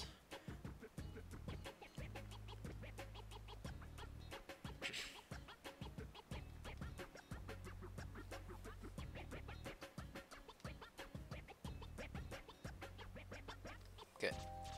Perfect. Now it's time to get to work on the actual sketch. Let's make her a little bigger, because she's a little small on my page. Maybe like that.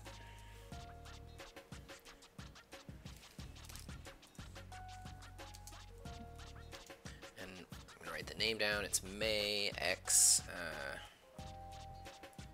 McGearna.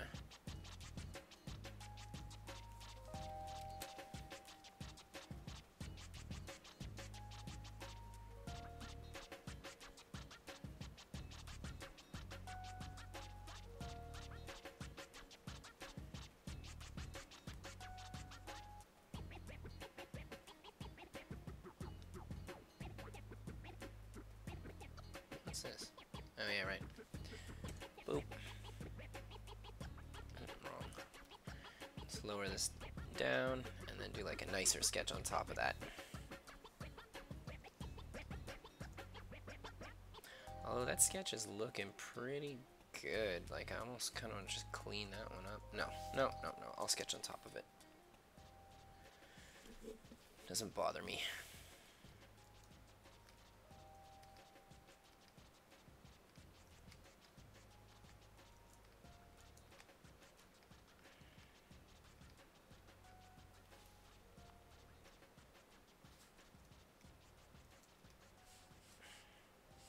Come on. There we go.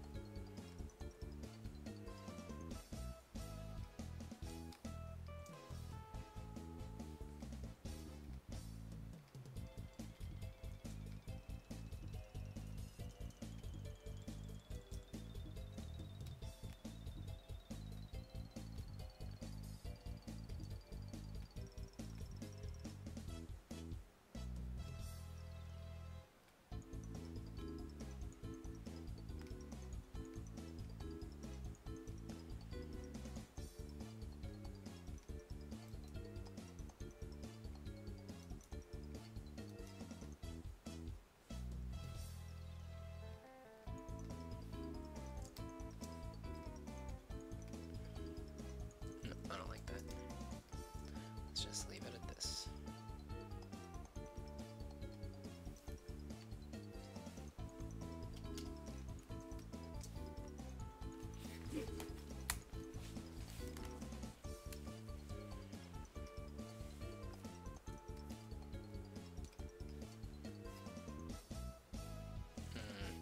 This is a ridiculous line to attempt to draw, so I won't.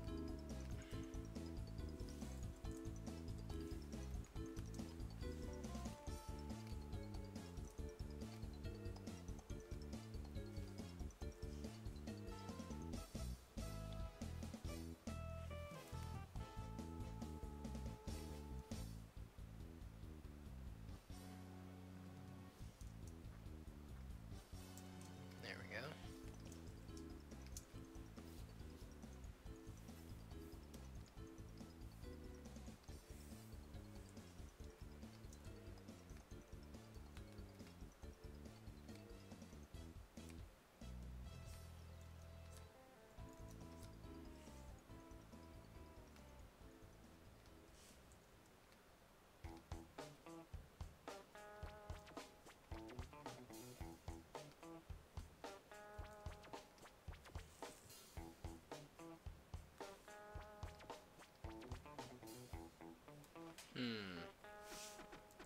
No.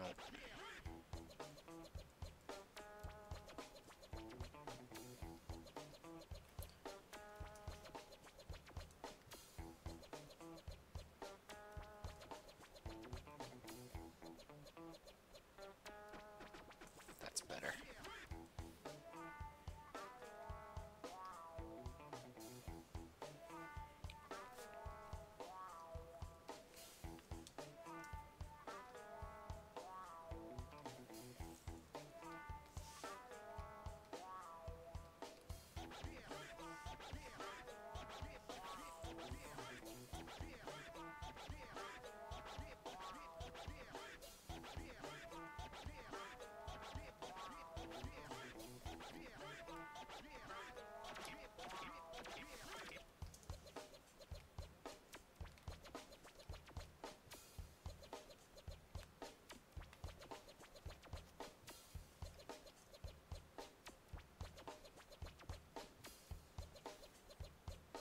Oops, wrong tool. Yeah, there we go. Let's get that side hair down.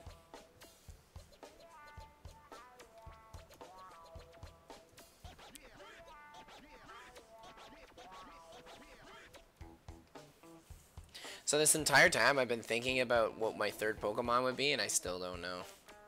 Like, I'm absolutely sure on Gardevoir, and then my second choice would be Genesect. Just because Genesect's so practical. And I think he looks super cool. But outside of that, I have no idea. Like, I like a lot of Pokemon.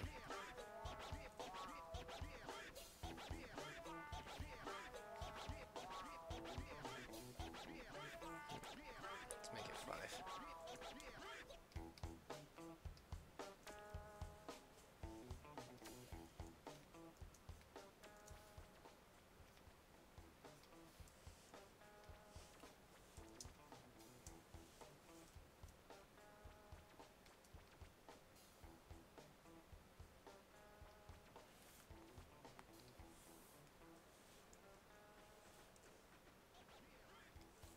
What about you, Robert? What would your top 3 Pokemon be?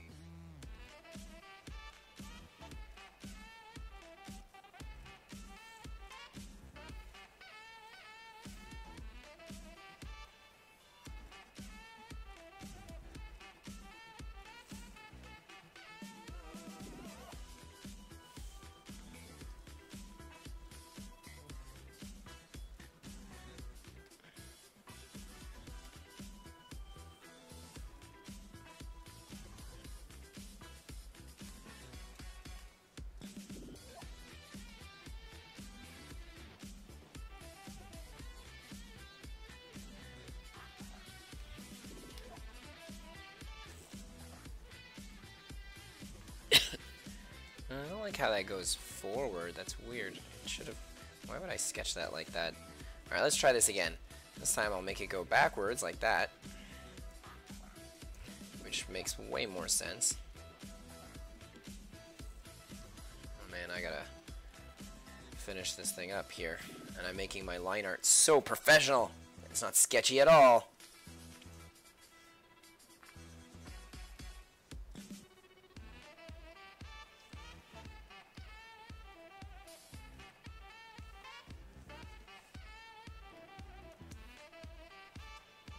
This is looking awesome. Thanks, man.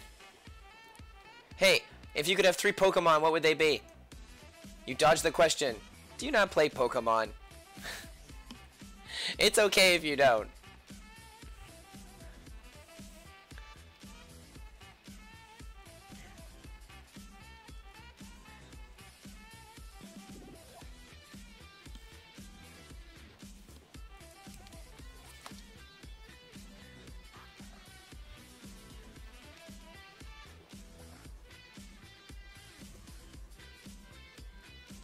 Dragonair for sure.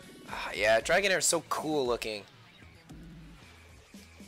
And then you'd give it like an Everstone, so she never, or he never evolves ever, and that would be that. That's what my Dragonair has, an Everstone. Alright, robots are unique in the fact that a lot of the times I can just use this tool I'm using right now to draw them for the, like most of them, because it's lines and such. It's not as organic. It's like that doesn't look good. And it'll be way better if I take this and then I bring it in like that. It's gonna make it look more like a chassis. Well, chassis. I'm so used to like thinking of Transformers. Charizard and Zapdos. Would you be taking a shiny Charizard to get that cool, like charcoal grayish black look?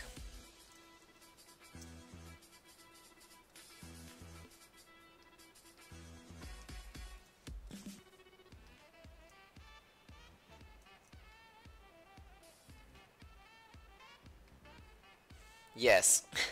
Everstones were invented by the B buttons to avoid getting worn down by certain players. Yeah, that's so true. But doesn't the Everstone also boost the stats of your Pokemon? Or is that a different one? I thought that there was something that you could give your Pokemon that if you didn't evolve it, then it would boost its stats. It might actually be a totally different item. I don't remember. I haven't played Pokemon since Pokemon X. That's not true. I played Sun and Moon, but I really went through it quickly and I didn't really experience it, everything it has to offer. Evilite, that's it. Or Evilite, I don't know, whatever. Pronunciations of things. You know, potato, potato. I think I'm funny.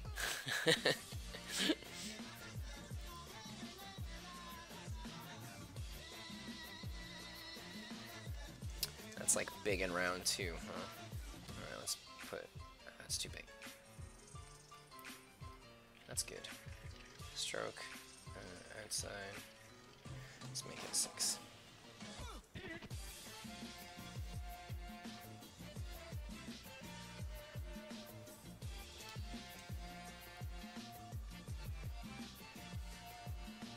Actually gonna erase the rest of this.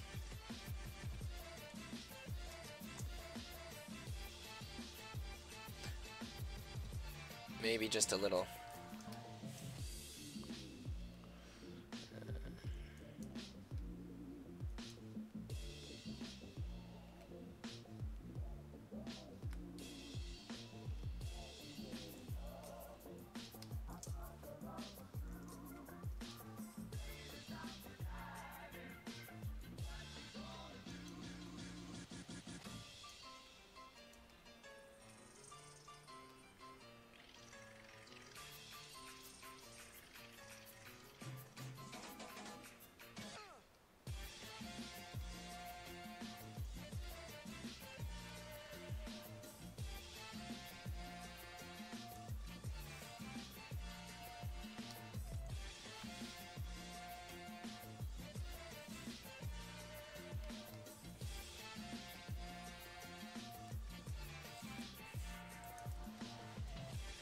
I think I'd have to like open up my Pokemon X game and look at all my competitive teams to really decide which one I would take.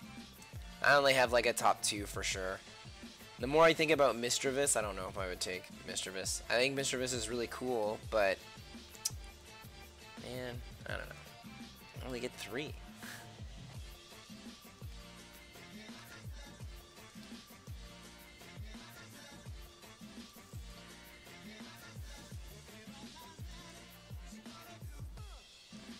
Okay, that's not gonna work for me. This is gonna have to be done with the pen tool once more, so I can get like that sharp line that I want. I could always just keep drawing it and sketching it out, but I don't know. This looks nice. There we go. Now let me just create one of these real quick.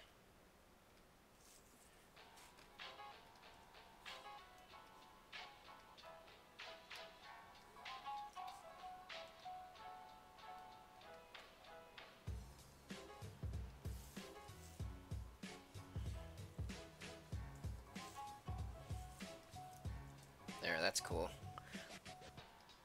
And to make it look like maybe it's actually kind of thick, her like knife hand, I'll add some depth to it like that. I want all of this to be a blade.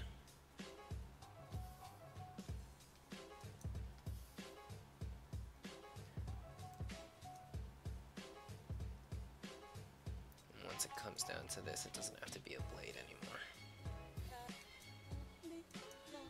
Like, she doesn't have a blade on both sides, it's just gonna be sharp on one side.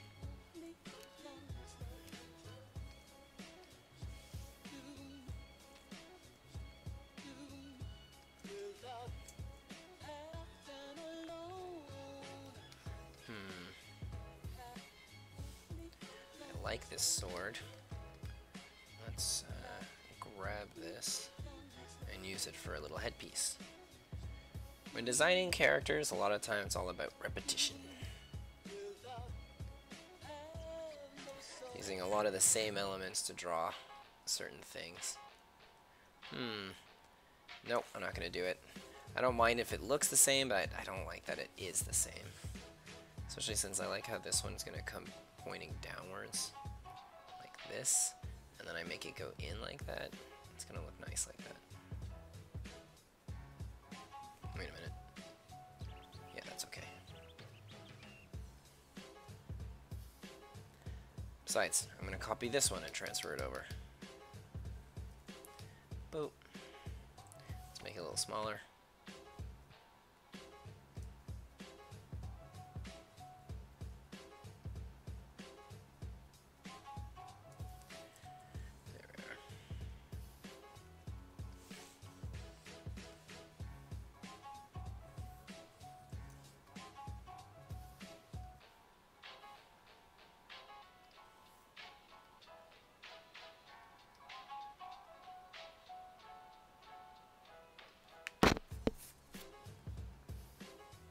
Oh, whoops, that's a mistake. This definitely goes on the other side. Awesome!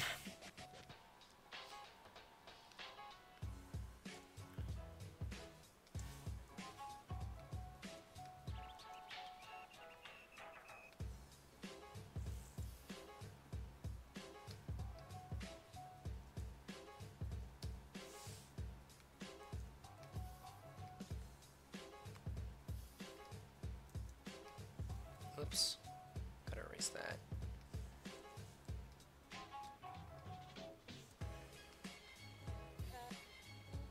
Random question, opinion on the Super Crown. What's the Super Crown?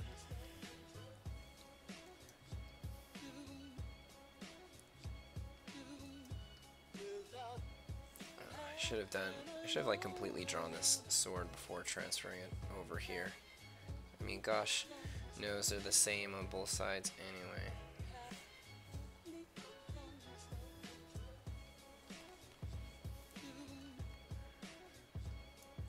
It was a power-up included in recent Mario game. Oh, I don't play Mario games. Wah wah. I'll never watch your live streaming again. I'm sorry.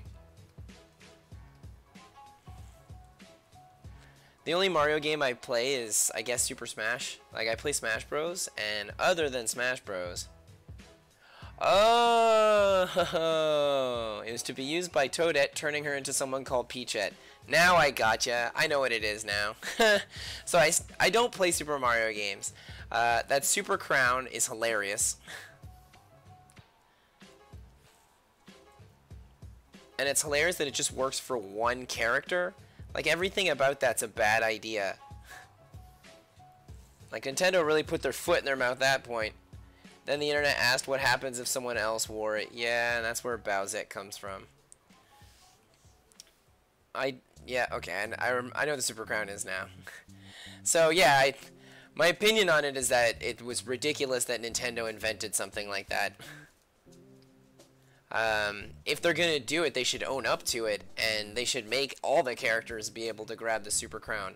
Otherwise, Peachette should have just eaten a mushroom well, like, Toadette should have just eaten a mushroom and turned her into Peachette. It shouldn't have been a crown. It's weird that it was a crown and then it's, like, just for her, you know?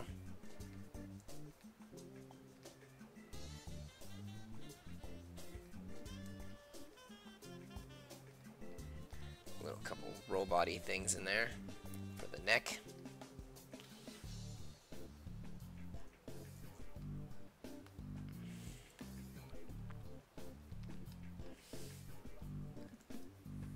It's almost 3 o'clock. This is gonna finish up soon here. For my fear of people randomly showing up in the next 10 minutes. Yeah, it's weird. It is weird, Robert. Eventually, it was destroyed when someone tried to put it on the annoying dog. It absorbed it. Huh.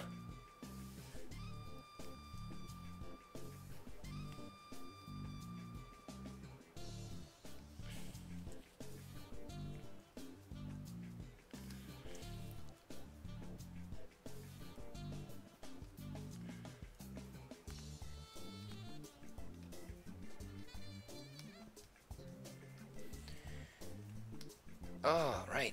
She has... It's a good thing I didn't end up copying this for her hair pieces, because it's going to be copied for her arm that's over here. Let's just push it back a little.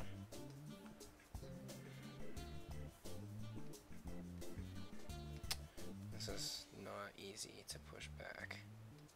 Alright, let's try this again.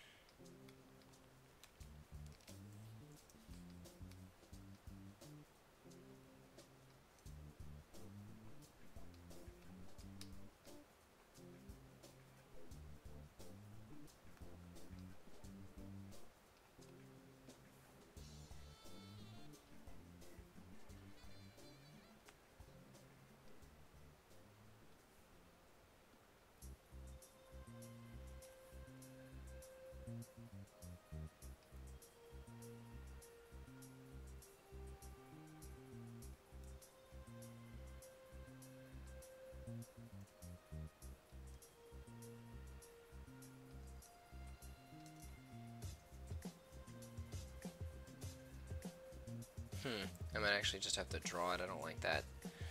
Too bad. I'm trying to save time, but can't save it always.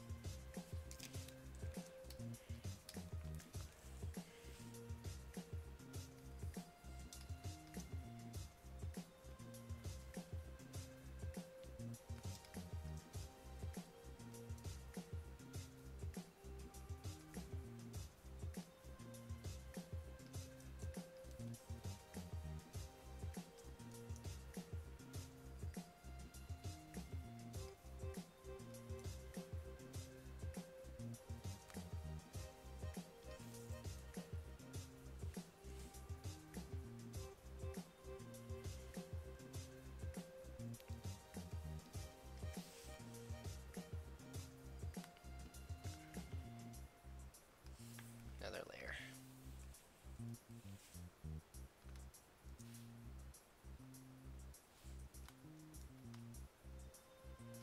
The Super Crown. Oh, Nintendo.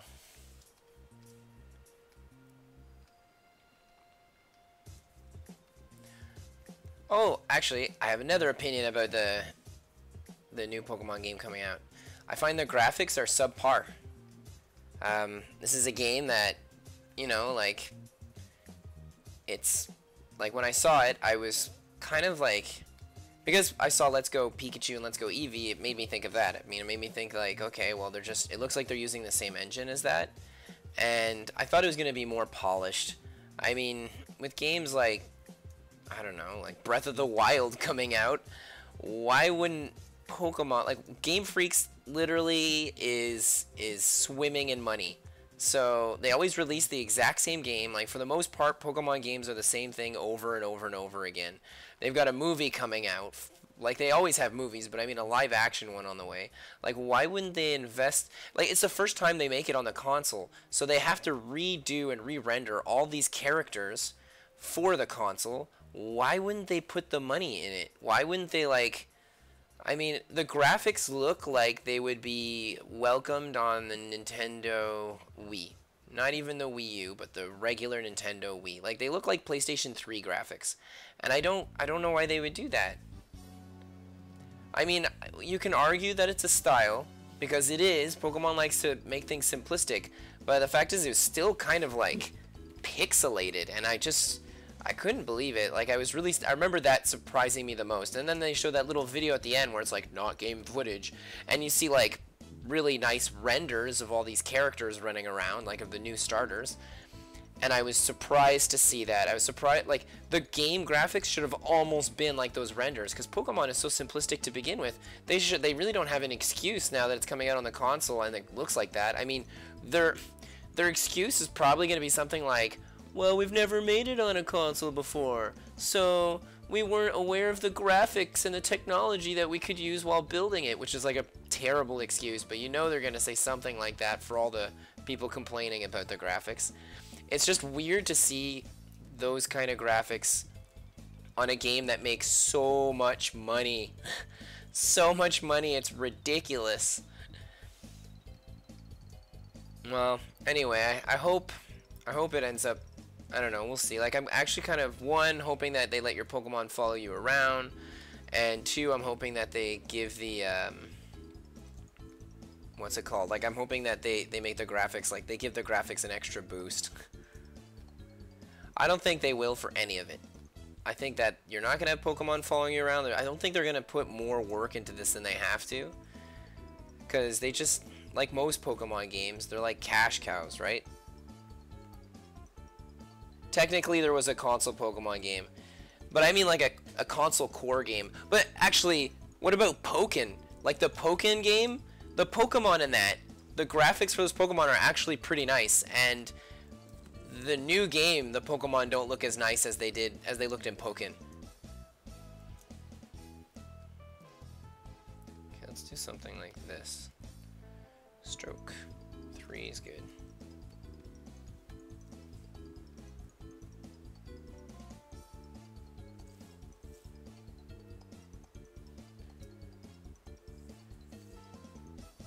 But yeah, when I say Pokemon for a console, I always mean core game.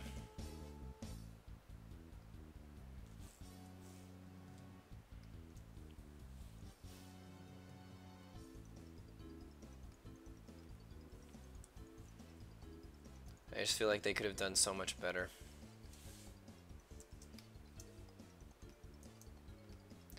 But yeah, Pokemon's basically like, a lot of the times it's just cash grabs, I find. Like, they'll come out with a game which is exactly the same game as the last one they came out with, but with like maybe 3 or 4 new things to it. And like, I'm here complaining about this. Like, I love all the Pokemon games. So, well, for the most part, like, and the core games again, it's the only ones I really play. But I love those games.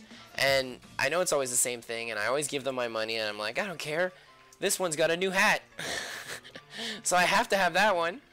And I love it.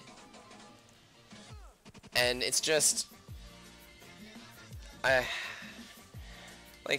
it's finally coming out for the console as a core game, and they're not, like, pumping the graphics up to, like, what the standard is, which means that in literally, like, the next console game they come out with in, like, let's say 4 or 5 years from now, it's gonna be the exact same issue. Like, what? They're gonna have to redo all the graphics all over again because it won't be able to keep up. I mean, it's not like a handheld where you can get away with it for like 8 or 9 years because the visuals are so small on it that you don't really see it super well, so it's okay, like it's passable.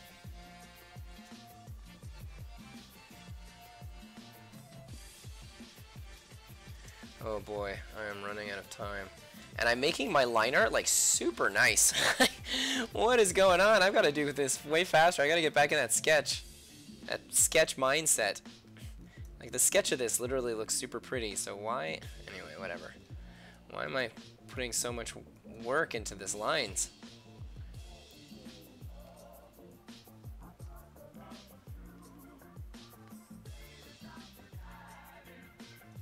I'm gonna erase this.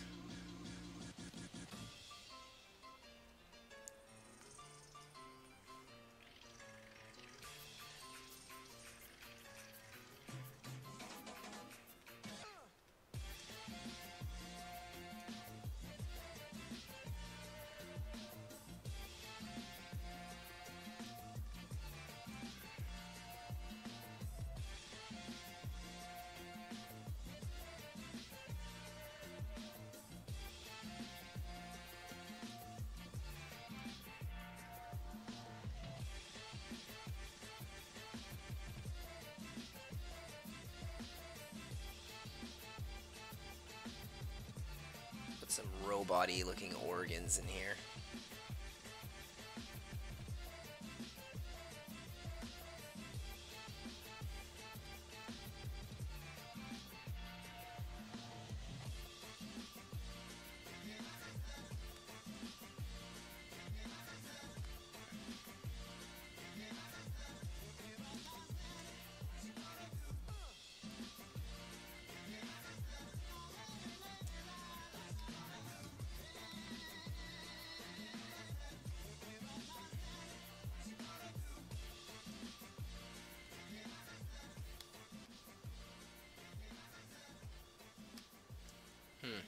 Probably should have just used this tool for the whole thing.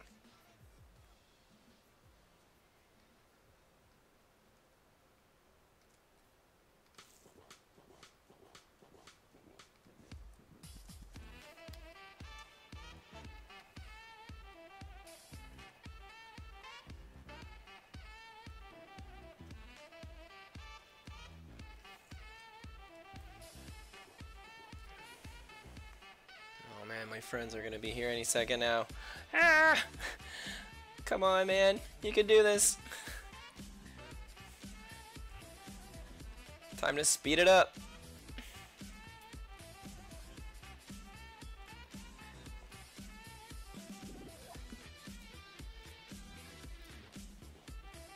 Oh, even more? Alright, even more. Actually, no, I like how it kind of flows like that. Let's go like this so I can bring this out like that. Make it more rounded.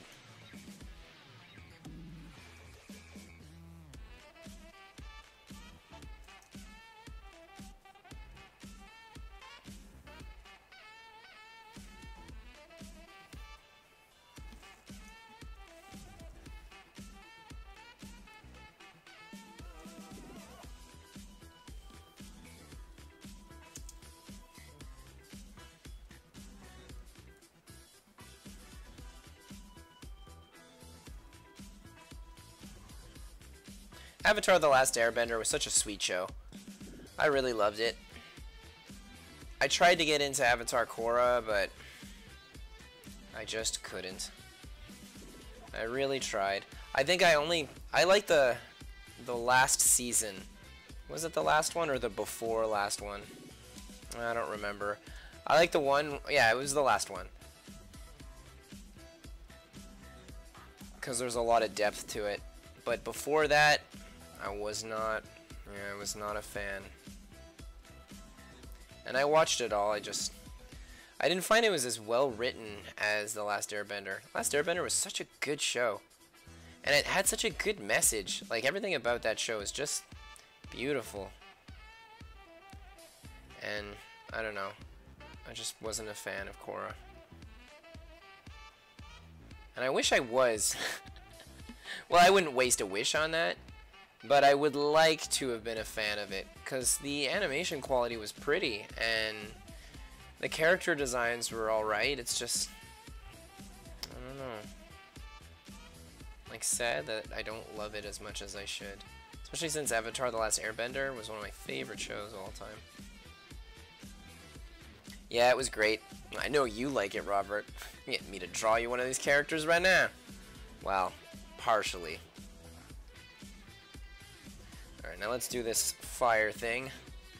Smaller brush. It's gonna be sketchy.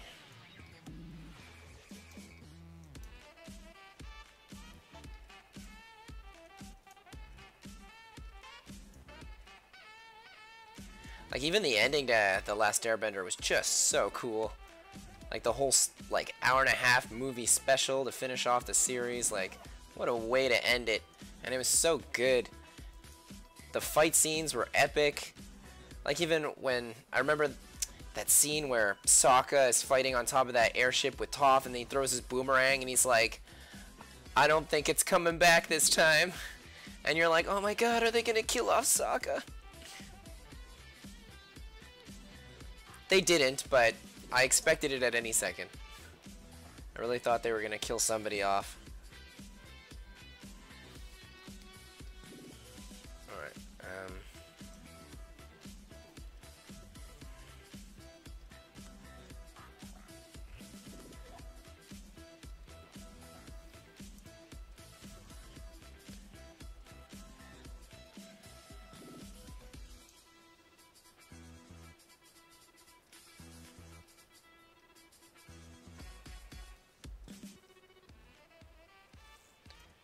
sorry for my use of the pen tool. I don't normally use it that often. It's just that right now, it's fast and it's getting me to do the line art as quick as possible.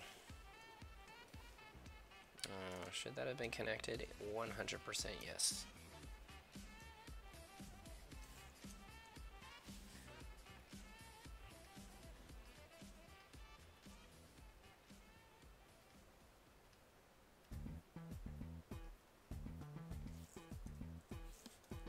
Good.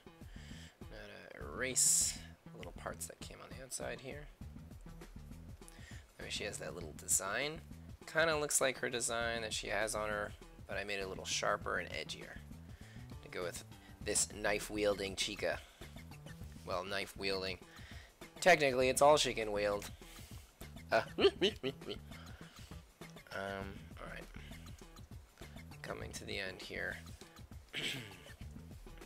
This is another layer. Yes, it is. Sweet. So I'm going to go 1, 2, 1, 2, 1, 2. Come on. That's good enough. And then 1, 2. And then 1, 2.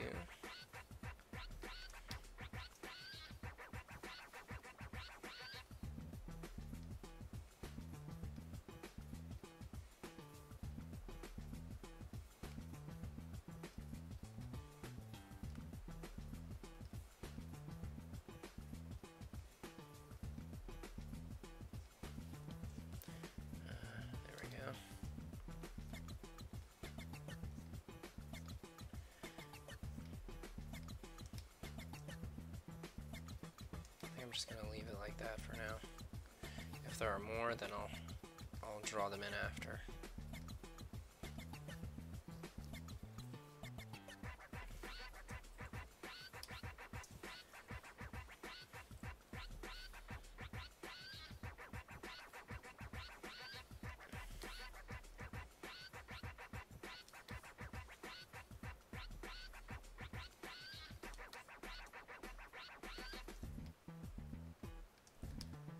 Oh my gosh, it's 3:15. Last week my pals showed up right now and they were like, we're playing D&D, stop doing whatever you're doing.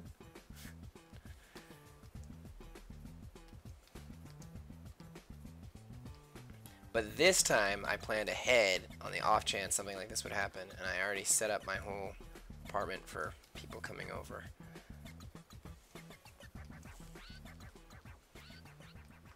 Besides, this one's looking cool. She looks super pretty, this character. You could almost think it was in an actual video game. Alright, I get to draw one leg, and then I can just copy it over to make this go faster.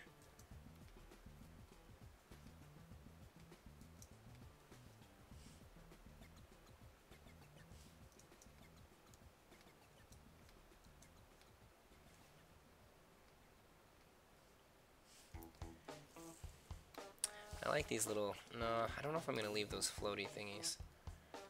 I think they look cool. I don't know. I've got to think about it.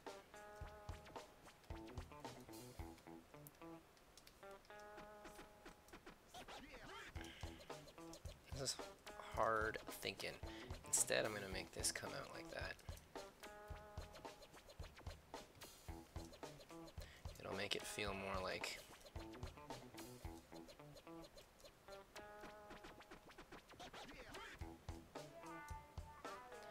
a leg. Well, this feels more like it's clamping down on the blade. So that works well.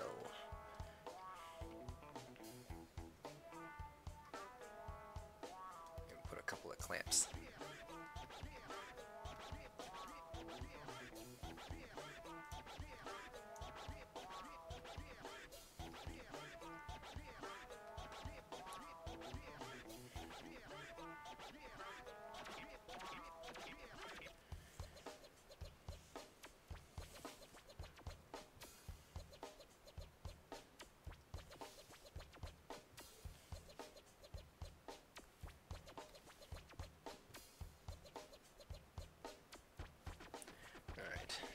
Got her creepy little blade leg. Oh, Avatar Firebenders may.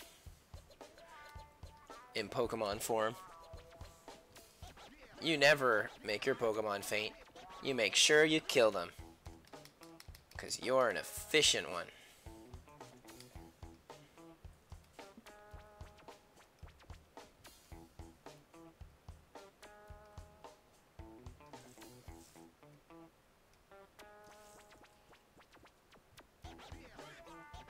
It's cute. I like creepy, cute little things like this. This is like definitely the sort of thing I'm into. Like drawing stuff like this is super fun. That's probably why I'm spending so much time doing the line art and making it look all pretty.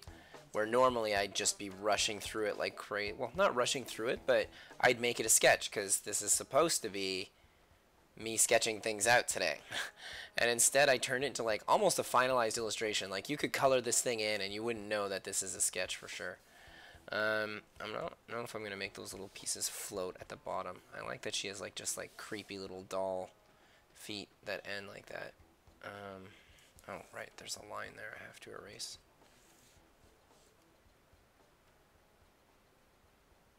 There we go.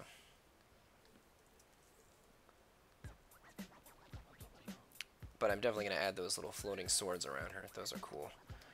Or floating knives or kunais or whatever they are. Whatever it is that I drew.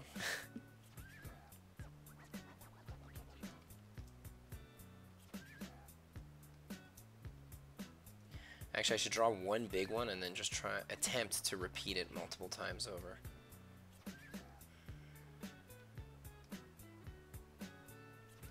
Hold on, maybe...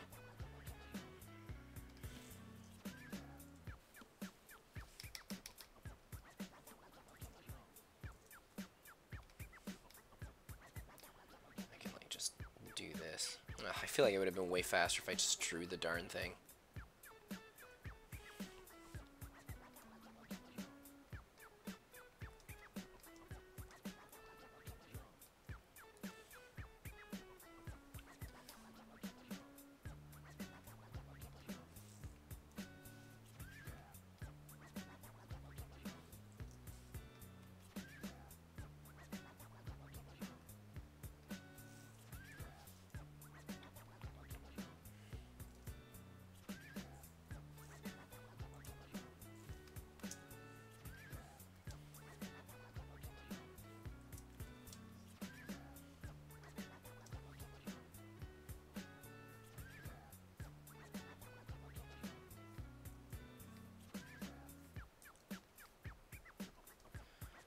go. Make these blades too. And we'll imagine that these kind of float around her and she can control them and shoot them at people. So there's always like tons of little knives flying all over the place. She looks like a little doll. It's good. It's cute. It works.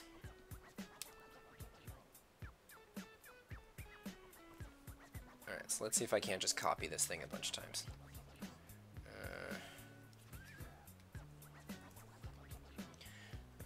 So that one can remain there. This one we're going to make it a little bit bigger, and it's going to go right in front of her here like this.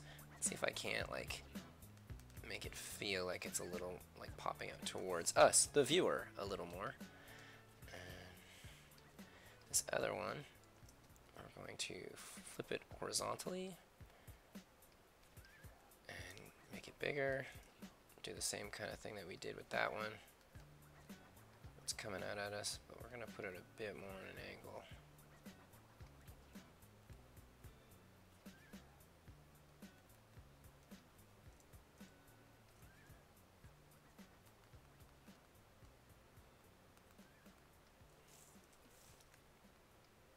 I don't like it. It's because the other one still has like its chubby top part.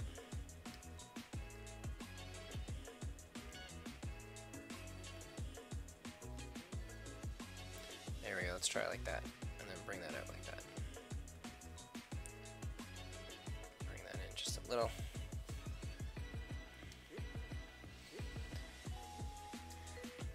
This one here.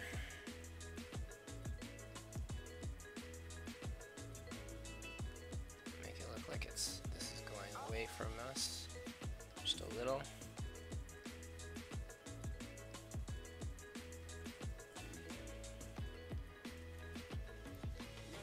Fuse a few of my layers together, not all of them, but a few of them.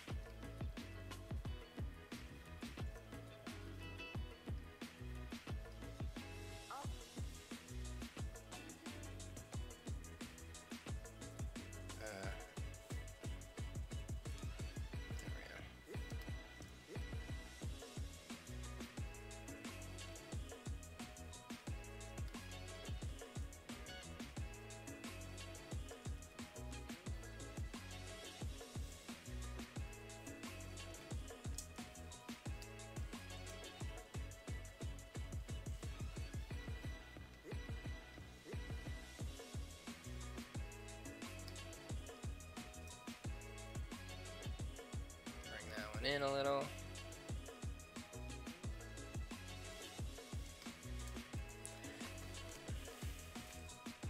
Now normally I'd spend a lot of time drawing all these knives that they all look like perfectly angled based off of where they're located. But my live stream is supposed to end about 20 minutes ago. And I have people showing up any minute now. So I unfortunately just don't have time. But this is going to look nice regardless. It still works.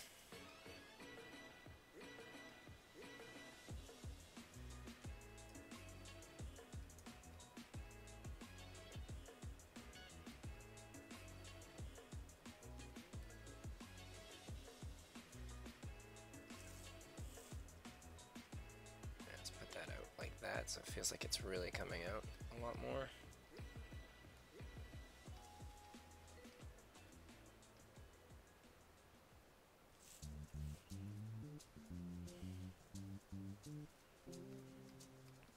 I believe this is going to be the last one.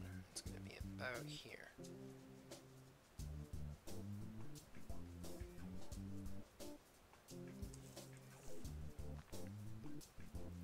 Alright. Excuse me. Oh, I can hide this sketch. I don't think I need that anymore.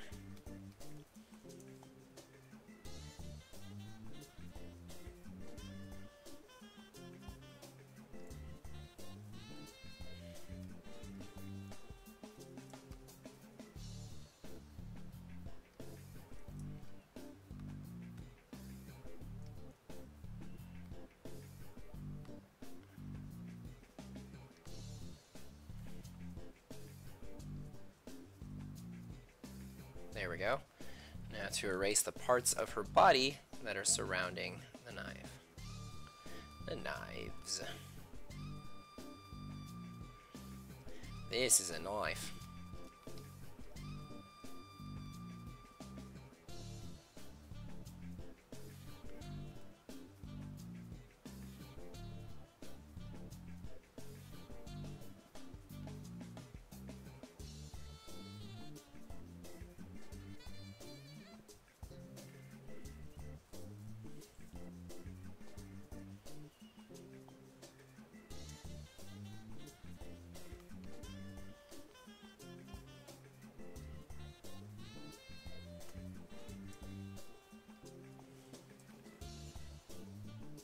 Alright, I think I've pretty much come to the end of this.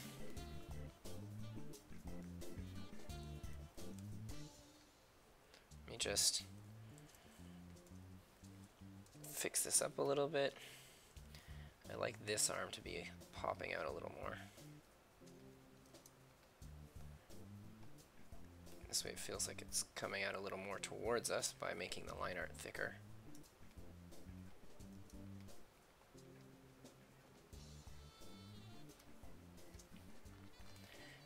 Her line art, I want it to be a little thicker too.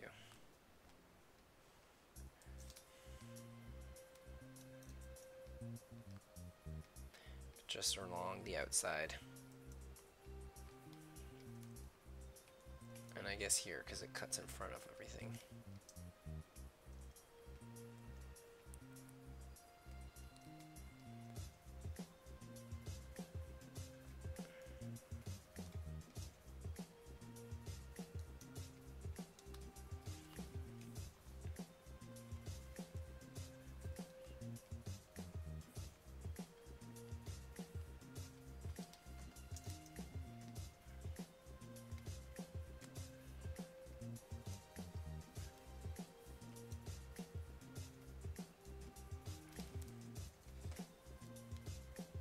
Oh my gosh, 327.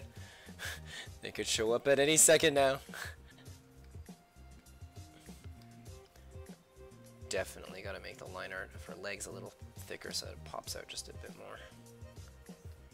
Come on. There we go. I had made like little floaty things under her feet, but I don't think it looks nice. I think it's cool that it's just like sharp little appendages. And she could walk on it, so it's like stilts when she walks. If she walks, I picture her floating everywhere she needs to go.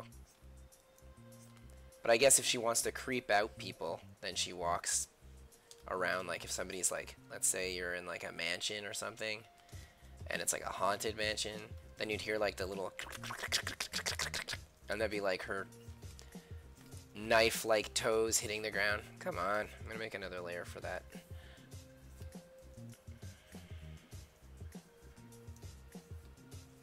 That works.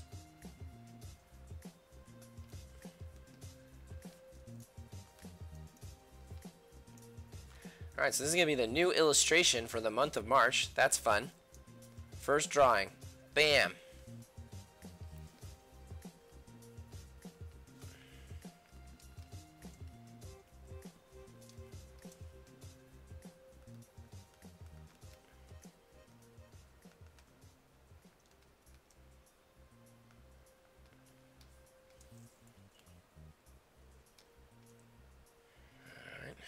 Let's just make her back a little thicker too.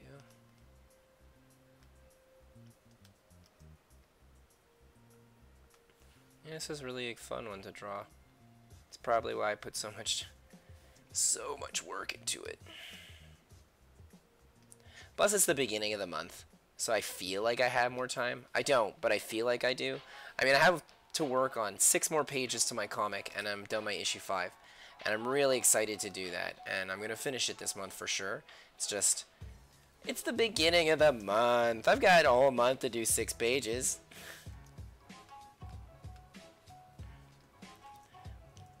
Famous last words. Let's make this one a little thicker.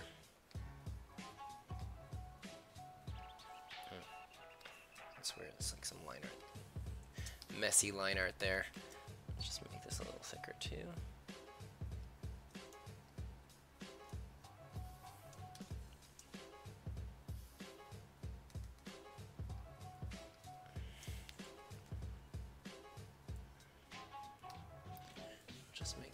this too.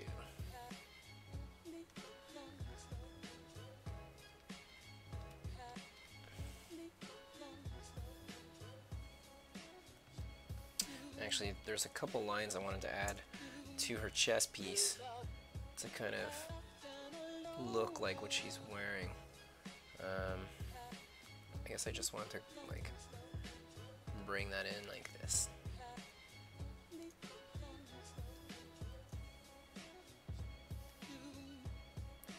I'm just gonna make another line coming like that. The other ones are not really gonna see them, but we'll see the lines a little bit as one will pass to about here. Oh no, wait, it passes here. The other one's going to pass a little before that here. Let's go like that, and then let's go like this. There we go.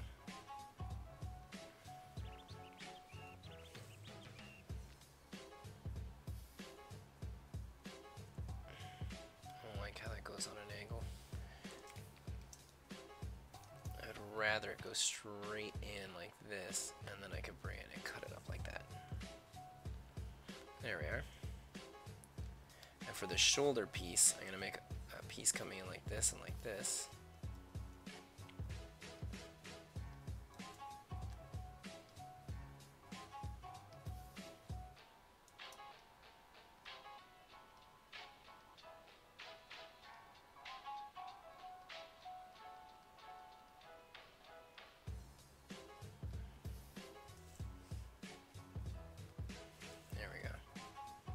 Now it feels like that shoulder can move up and down and move around. And she has another shoulder on this side, so I gotta do the circle for that. And maybe add the little triangle like that. And now to sign it. Where's a good place to sign this? I always like to sign down at the bottom, so I'll do that here too.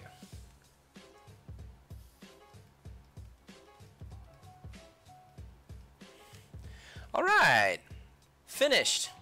Yeah. Hold on. Just gonna add just a couple more things. Like, I wanted to add maybe 2 little stripes here, and then 2 stripes here.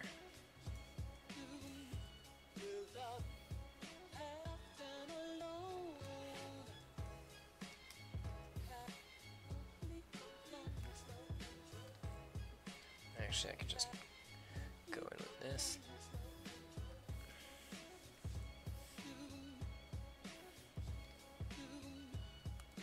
Nice work. Thanks, Flash.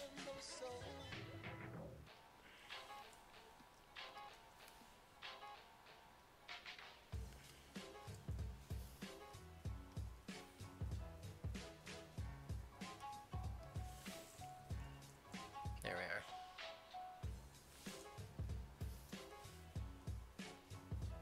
Time to delete my sketch. Just have this. Don't need my reference anymore.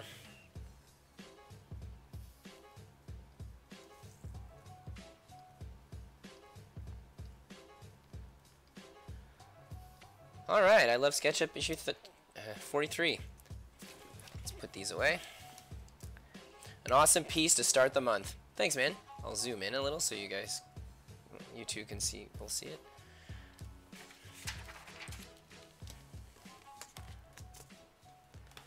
Okay, so guess what? For this month, I wrote down a thing that I'm going to read so that I don't keep forgetting what I have to say at the end and I don't get sidetracked like I always do. Thanks so much for watching. If you want access to high quality files to my sketches or pinup drawings I've done this month, all you gotta do is follow me on Patreon for $3 a month. It's super cheap and it goes a long way to supporting more content. Not bad. If monthly subscriptions isn't your thing, then why not grab the artwork you want on my Gumroad page? Everything is sold in bundles that you get to choose from. All these live streaming sketches are just a great way to help promote my comic Blythe. You can read it on my Webtoons page. It's free! Please subscribe to it and rate it a 10 on 10 to help make it known worldwide someday. All my links are in the description for this video below. And if you have 2 seconds to subscribe here to my YouTube channel and hit that like button, words could not express my gratitude. But I will try anyway. For those of you already following me, thanks so much for your epic support. It's because of your strong shoulders that my comic is able to reach such heights. I would also like to mention that if you love my comic and draw fan art or cosplay of any of the characters, please send me pics so I can show it off on my Webtoons page at the end of each comic strip. I think that'd be super awesome. And lastly, if you want me to draw you something specific, whether it be a 1-hour live sketch commission or a fully illustrated pinup, just hit me up on any of my social medias and I can give you a price based on what you're looking for. Pretty robotic what I just said there, but I drew a robot, so it works out for the month. Oh, yes, Robert, I did sign it. Thank you for asking. I signed it down here by the foot. Well, the foot, her little knifey feet. Oh, geez, there's a few things I have to change here. Oh man. Here I was thinking I was like totally finished, but there's things that are like, it immediately bugged me because I didn't notice that I had done it like that. When I erased all the lines in the middle, I forgot that this is transparent. So let's add a line here. This comes out like that, we're not going to see it. And this one here comes up like this. And this goes out like that. And I believe that's everything. There we go. This just gives off the effect that that's like a hole in the knife, which is what I want. Oh, excuse me. Oh, and then there's going to be a little one down here. Because that one ends there. And is there anything else like that? No. Nope, nope, nope. Looks good. Alright, so have yourselves an awesome day, and I will see you throughout the week for another live streaming adventure. I can't guarantee that they're all going to be like super nice line art like this. Like, this was really like pro line art work I did on this one. Normally it's just sketches, but it was fun doing something like this today, and I had the time, so why not? Have a super awesome day. Take care. See you next time.